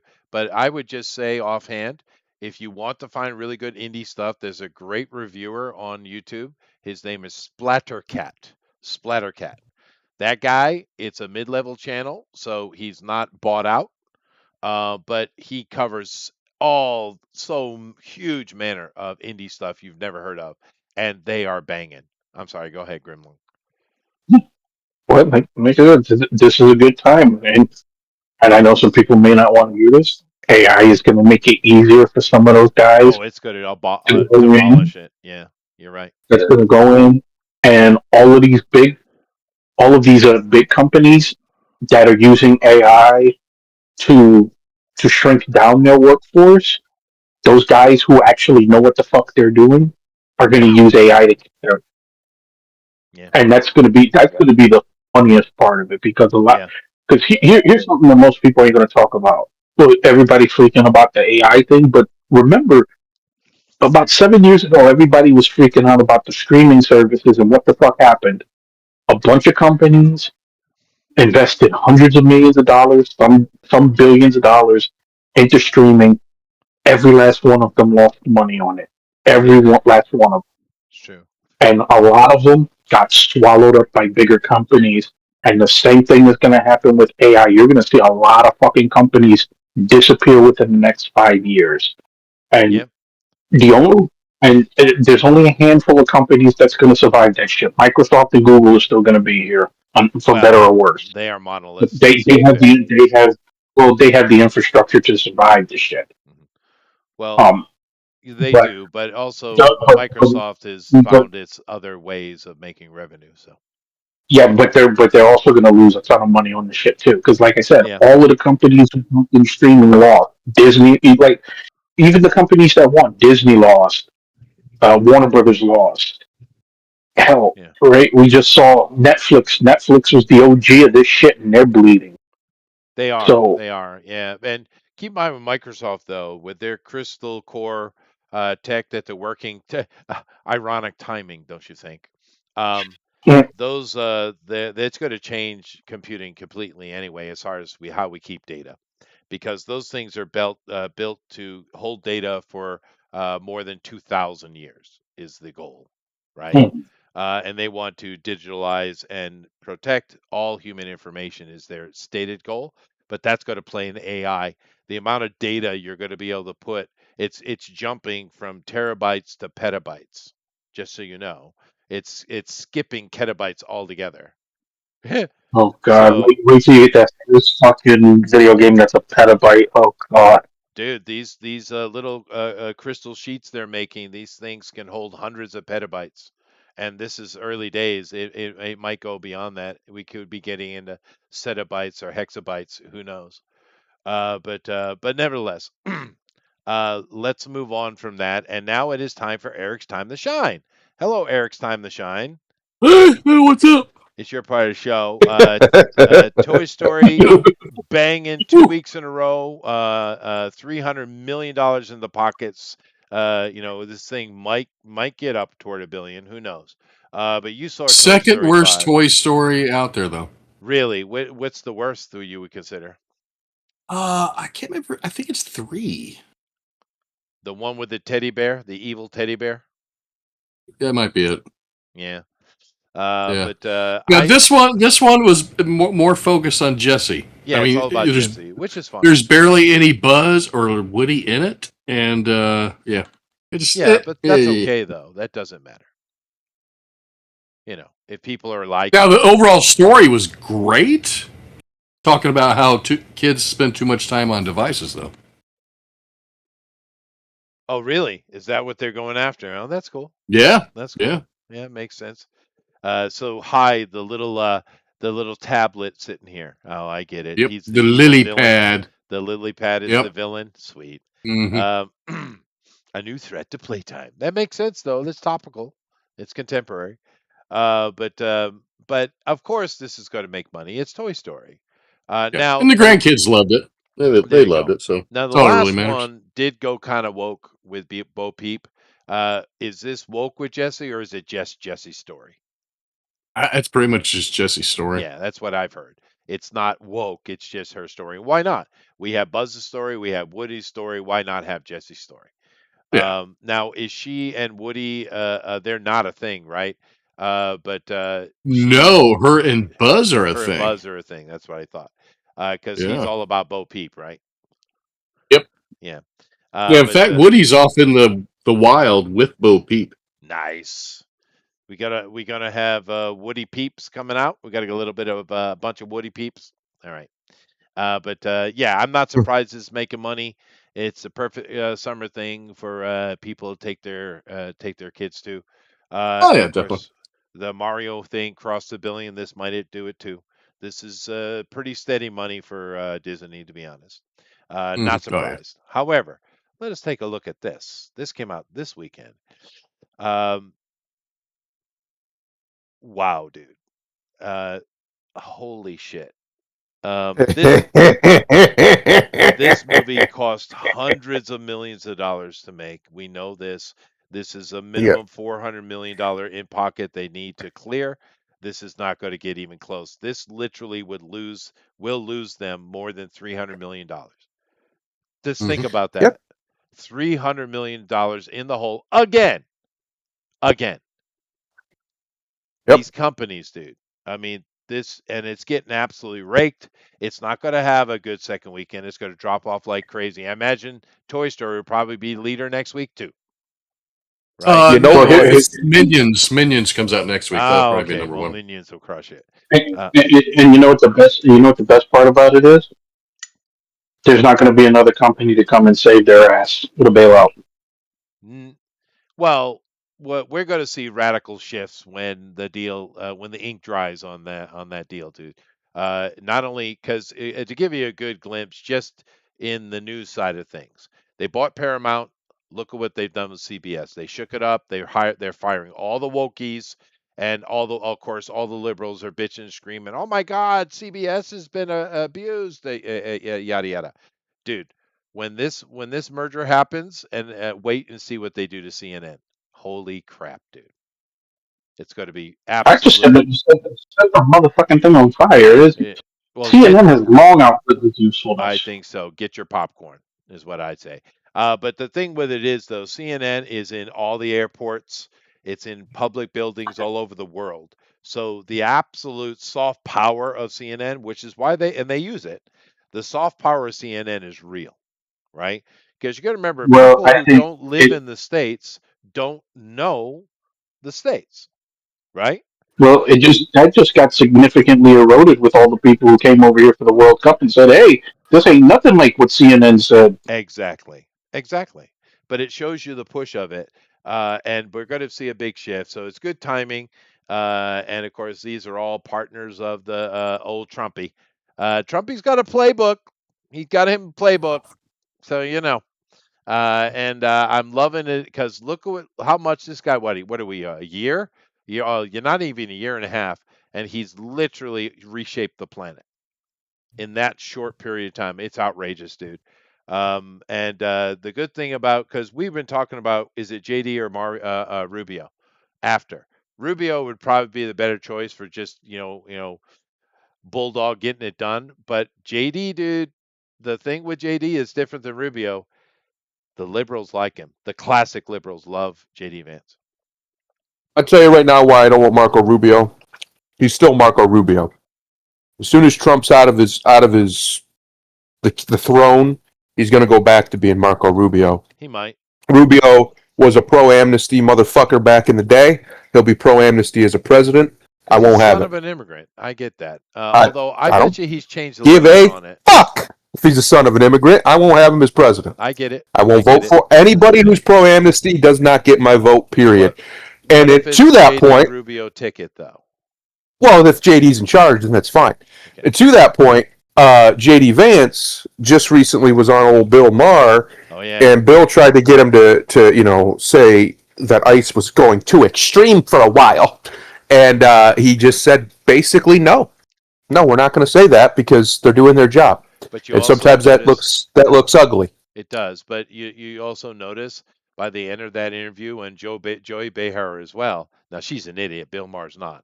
Yeah. But by the end of that interview, did notice that he's 100% voting for JD Vance, right? Well, remember, this is the man who got Netflix to make his stupid little book into a movie or Yeah. whatever it was. He did. So he knows how to speak Very to likable. the liberal retards. He speaks their language fluently, and the main reason he does is because he was raised by one, a drug addict liberal retard.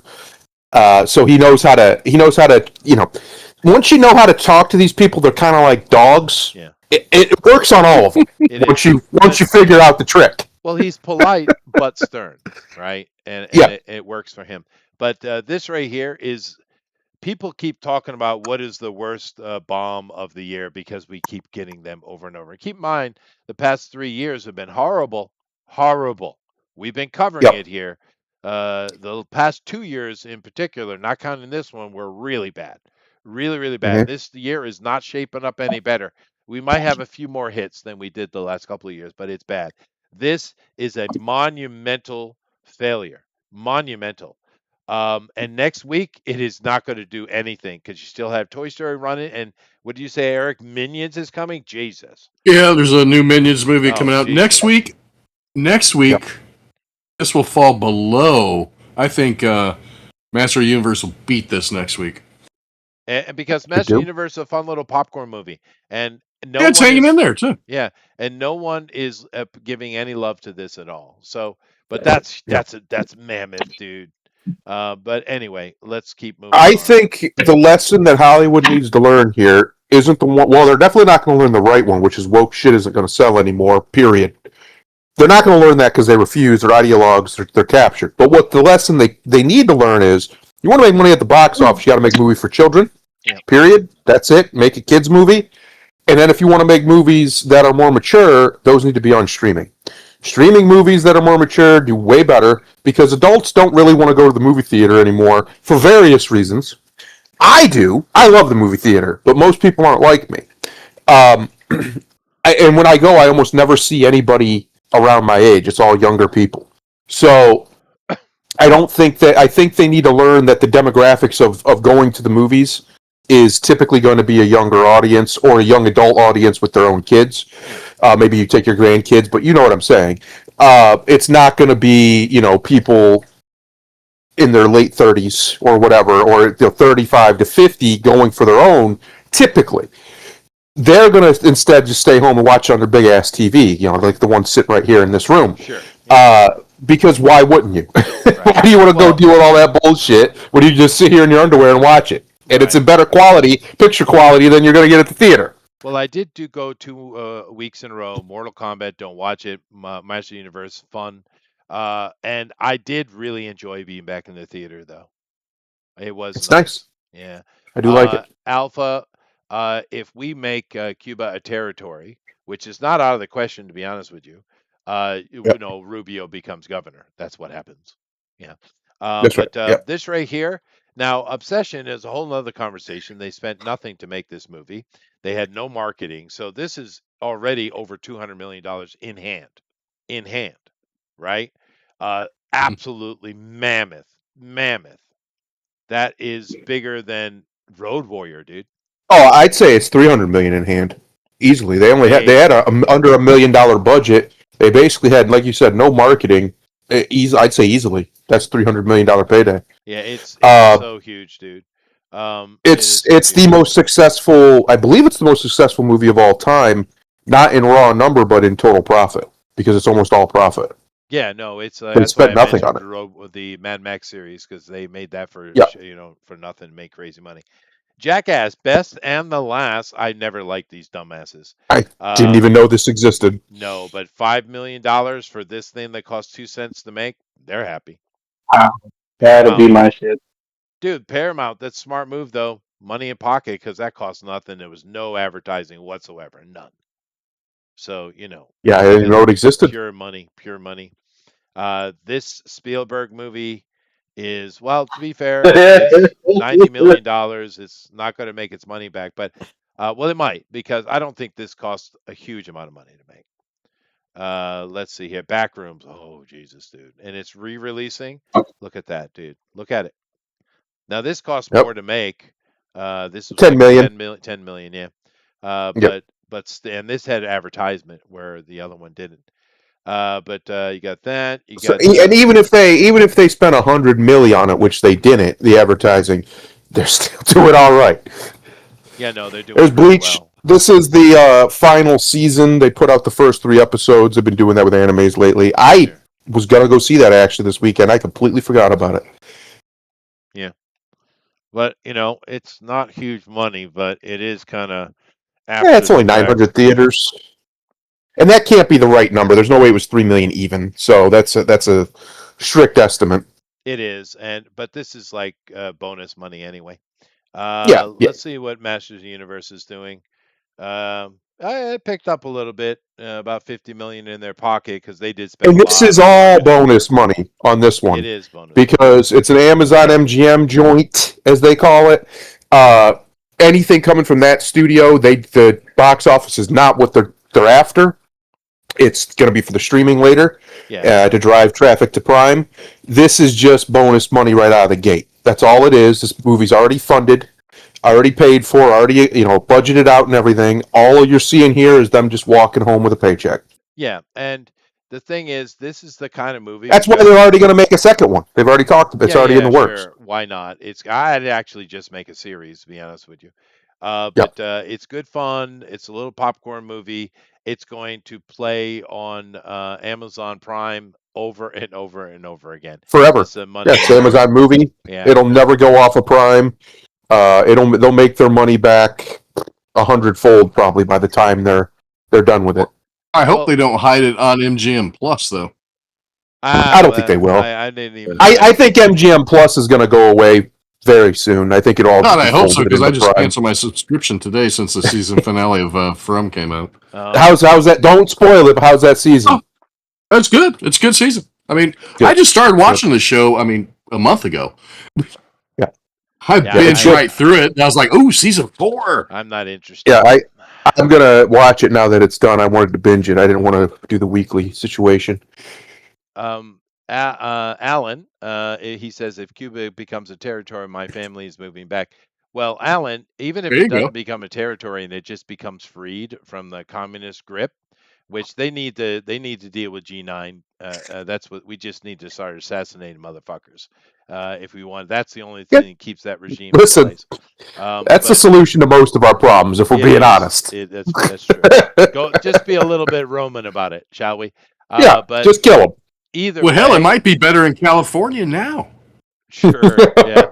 But Alan, if either one of those things happen, you're going to see huge amounts of Cubans going back to Cuba, or at least reinvesting. As far as the refugee market goes, the Cubans are the most successful of any of them in modern times. I actually think I actually agree. We should make it a territory. I think We should make all of them. We should make that whole area. Just take it. It's now territories. Like, Canada, yep. Greenland, make them all. I think we need to go in to take Britain.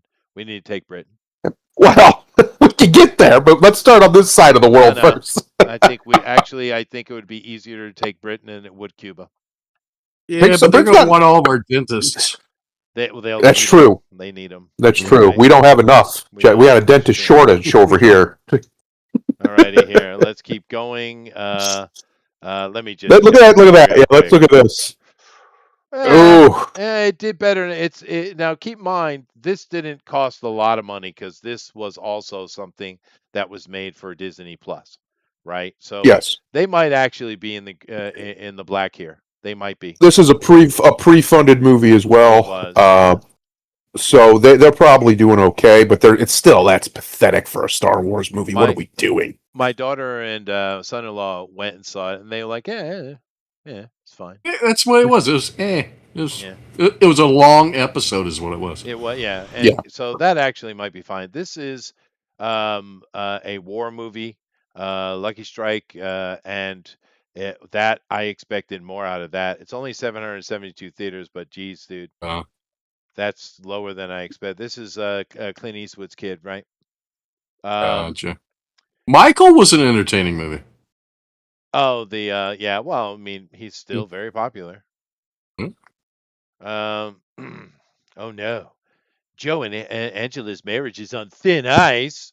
When they invite their enigmatic upstairs neighbors for dinner, the night spirals into unexpected places. Woo-hoo! So Woo-hoo! softcore cup porn. Yeah, is that what we got here? A24. Yeah. What are you doing? All right, yeah, dumb shit.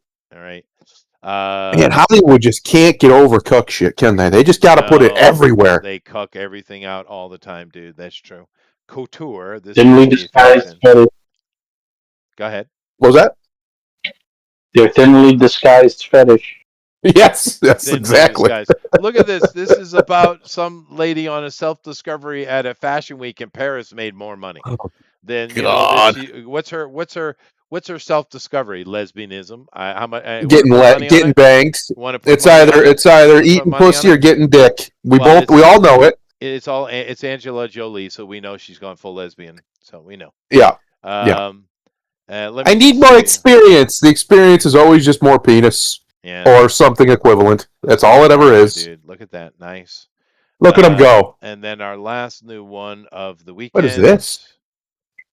Rumeria? With her mother's diary in hand. It's a foreign film. Search for official documents for university leads her to her biological family on the Atlantic coast. What starts as an administrative quest reveals long-buried family secrets. Okay. This is from Janice. All right, fine. But 2 theaters, $3 million. That's a banger, is what that is. Well, yeah, it was international, not too American. They didn't make that in 2 theaters. They made 18,000 in 2 theaters. That's insane. Damn, dude. People are lining up around the same street. I'm assuming this is a foreign film in general, and they just brought it over. Yeah. It's a European movie. They dropped. You know what isn't on here though, because they didn't release it in theaters because they couldn't get distribution rights. Is Citizen Vigilante? It's not on here. Yeah, the bastards teamed up on that. That's why Elon put it out for free. That's why he did that. I'm telling you, Elon's got enough money. He could just do it all. You're like, you know what? Fuck it. I'm opening a movie studio too. Fuck it. Yeah. Well, I mean, that shows you, because what is that movie about? Now, he's seen it, but this is what the layman who hasn't seen it knows. That movie is a guy who's had something bad to him, and he's sick and tired of the Muslims raping, stealing, all their crap, and he pushes back against it with incredible violence. and we know that's it, right? That's the movie. We know that's happening on a daily basis. We know the absolute horror that's going on in Europe, but because it hits way too close to home, it has been banned in several countries, not just Germany, and they wouldn't even allow distribution, even though Uwe Boll has made 64 fucking movies. Now his movies aren't Yep. great, but Uwe Boll is a known name. A known name. Someone's paying for him. Well, Someone's paying for they him. wouldn't distribute it because Yeah. we can't let that thinking get out. And of course, what they did was they got Elon involved because they fuck that. Streisand affected it. Yeah, he did. Streisand affected the shit out of it.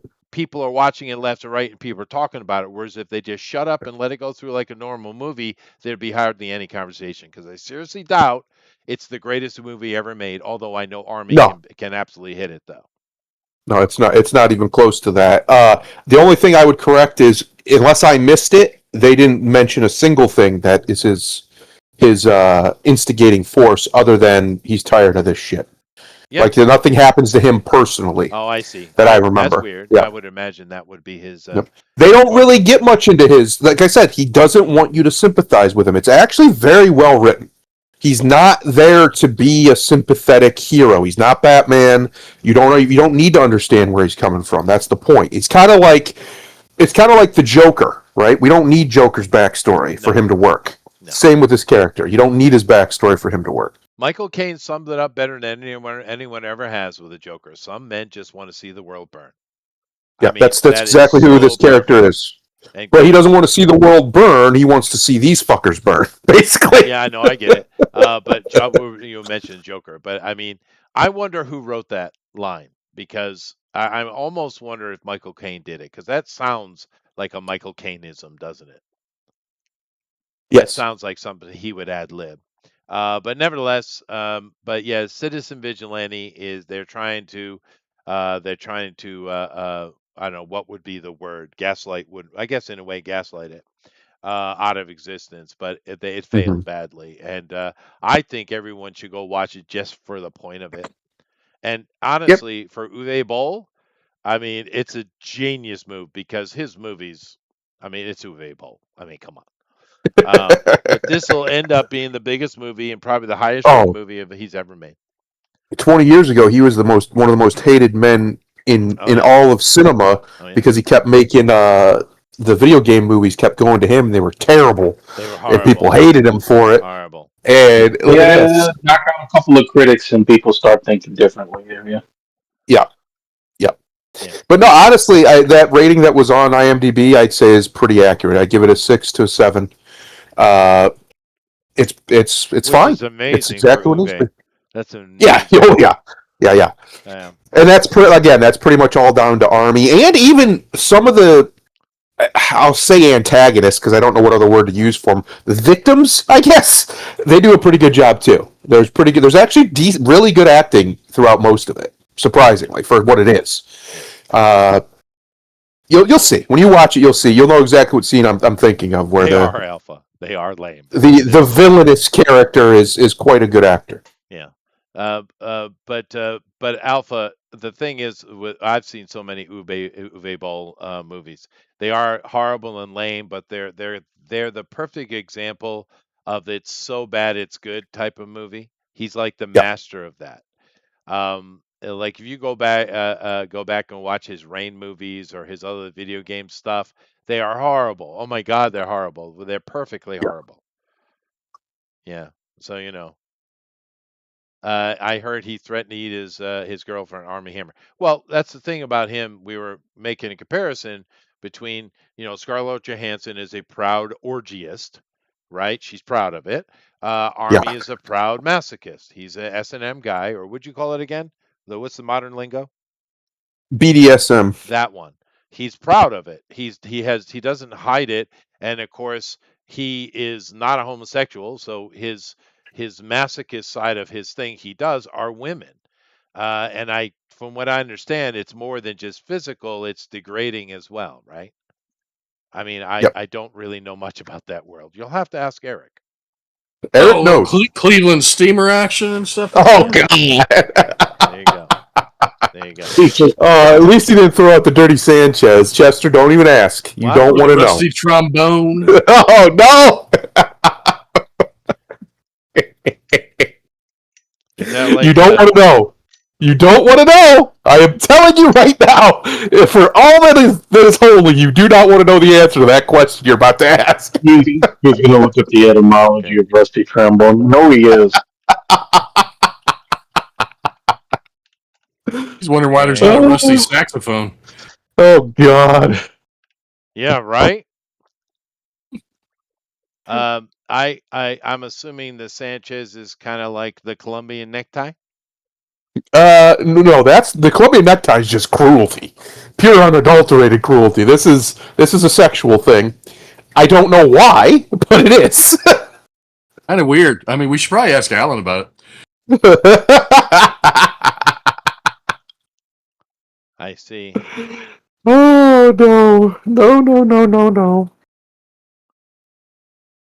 Oh. Uh-oh. Are you searching? He's Googling it. Yes, he is. I knew it. He couldn't help himself. He couldn't help himself. Rusty trombone.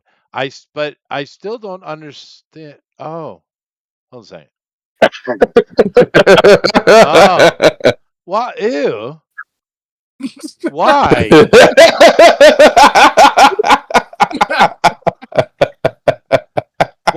Why? I tried to tell. I warned him. Everybody here heard it. I gave him fair warning. No, you tell him, Alpha. Why even? What are you doing? Anyway, people. All right, fine. What, did you look up the Dirty Sanchez? Oh no! Oh you might as boy! well look that one up too. I might as well. I'll do it later. I've searched. Eric, please tell me you've never done you've never done a Dirty Sanchez. No, please. I haven't done any of those. No. Thank God. Why? It just sounds like it should be in the same category as Colombian necktie, though. Chester, how about this? I'm going to save you real quick. Yeah. I'm going to save you because of all the things you covered, you forgot to cover the birthday of an American icon, your favorite Jew, my favorite Jew, everybody's favorite Jew, Mel Brooks. The man has turned 100 years old this week. Oh, nice. Yeah, God bless him. God bless him. Yeah, that's true. Mel Brooks. To 100 more, Mel. I'm sure you'd love that. Well, he's got a movie coming out here. So, the dude is incredibly energetic for his age. You talk about Trump and his energy at his age. I want whatever the fuck Mel Brooks is doing. Dude, he's making a movie. He's literally making a movie at 100. So, Anyway, thank you all for coming in very much. I got to get. Don't look up Dirty Sanchez's. Don't. I won't. Chat. No, don't do it. Chester, you don't do it. Chat, you don't do it. Just don't do it. I shouldn't have done the trombone thing. Eric, you got anything to say for the peoples? For the peoples, should we wish Chester a happy birthday? It was. Oh yeah, it was pretty recent. Yeah, I had my birthday. Yep. Yeah. When was his birthday? When was this? June 22nd. Oh, listen to this guy, huh? Yeah. The birthday boy. It was the end of June, but I couldn't remember when. Yeah, and I ate way too much. I ate for like 5 days. I ate way too much, and now I'm fasting. I'm fasting. How long we fasting for? Oh, maybe 3 days, 4 days. Oof, gonna get lightheaded. Yeah, I know, but the one thing we do in the West that the Asians don't do is fast. And I don't know. Fasting actually it's kind of like when you don't want to go work out, right? You're like, oh God, it's gonna hurt, it's gonna be sweaty, painful. But after you do it, you feel great, right? For a little while, anyway. Yeah. Usually, fasting is kind of the same. It does feel good. Oh, I know, and it is good for you. I love fasting. I need to get back to it. It's great. Because what you don't expect when you first start doing it is the next day how good you feel. Yeah. It's that next day after that fast, after you sleep, you just feel clean yourself. It's hard to explain. Yeah. Just, you're lighter. Everything's lighter. It is. Probably be 3, maybe 4 days. I'm because I just ate way too much. I was constantly at restaurants because I don't eat a lot. Usually once a week I go to a restaurant. That's my big meal a week. But I was like 5 days in a row, dude. Just and cake. Oh my God. Yeah, Smashing. I need a break from food, so I'm taking it this week. But nevertheless, thank you very much, Eric Grimlock. You got a Oh wait, this week we're doing on Drawing Quarter at America 250th. yeah. Oh yeah, Come definitely come join for us. that. Watch us draw stuff. Yeah, they got to draw America stuff. Girls America! bikinis, I think. Nice, because I think I got Friday off, so I think I can spend the nights. You could come in and co-host with me. I might. Yeah, just We yell do at need a a bunch of co-host. artists. It's great fun. Yeah. They're very sensitive. It's funny. I'm usually lurking That's fair.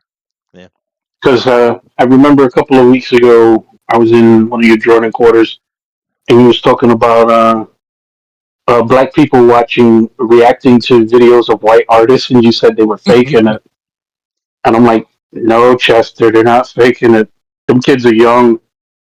Yeah. They wasn't around for that era of music. It actually is new shit to them. It is. Yep. That is true. That is true. That is true. Dude, you'd be surprised how many people your age are just now discovering that Bobby Caldwell was white. Well, of course he's white. Most little- black people didn't know. He looks like he should have been the almond bend. I'm Big telling almond. Chester, I am telling you, when I say most black people did not know Bobby Caldwell was white until he died, somebody No, I know. I've it watched. would have been My wife likes to watch those music videos of the black people not realizing other people can do music too. It is funny. But Bobby Caldwell, I mean, he never really had the success he should have. But that guy has a killer voice. Killer. Really good voice. Natural. Beautiful. it's it's because after his first album, I think he got more known for writing for other people than himself. Maybe he did. Yeah. And he was singing in a genre that the black people weren't going to give him the love he deserved anyway. In the long run. In the long run. So, but then again, back in those days, the black community wasn't as hateful and racist as they are today. So maybe. No. Anyway, cool. Thank you. I've definitely got to go. I don't know what you guys are doing. Thundero, take us out of here, man. Let's get out of here, Chester. I'm going to do one I haven't done in a very long time. Mastery of one is excellence in many. Oh, you should listen, Eric, and stop Sanchezing people. All right. Later, everybody. But the ladies like it. I have no idea what that is.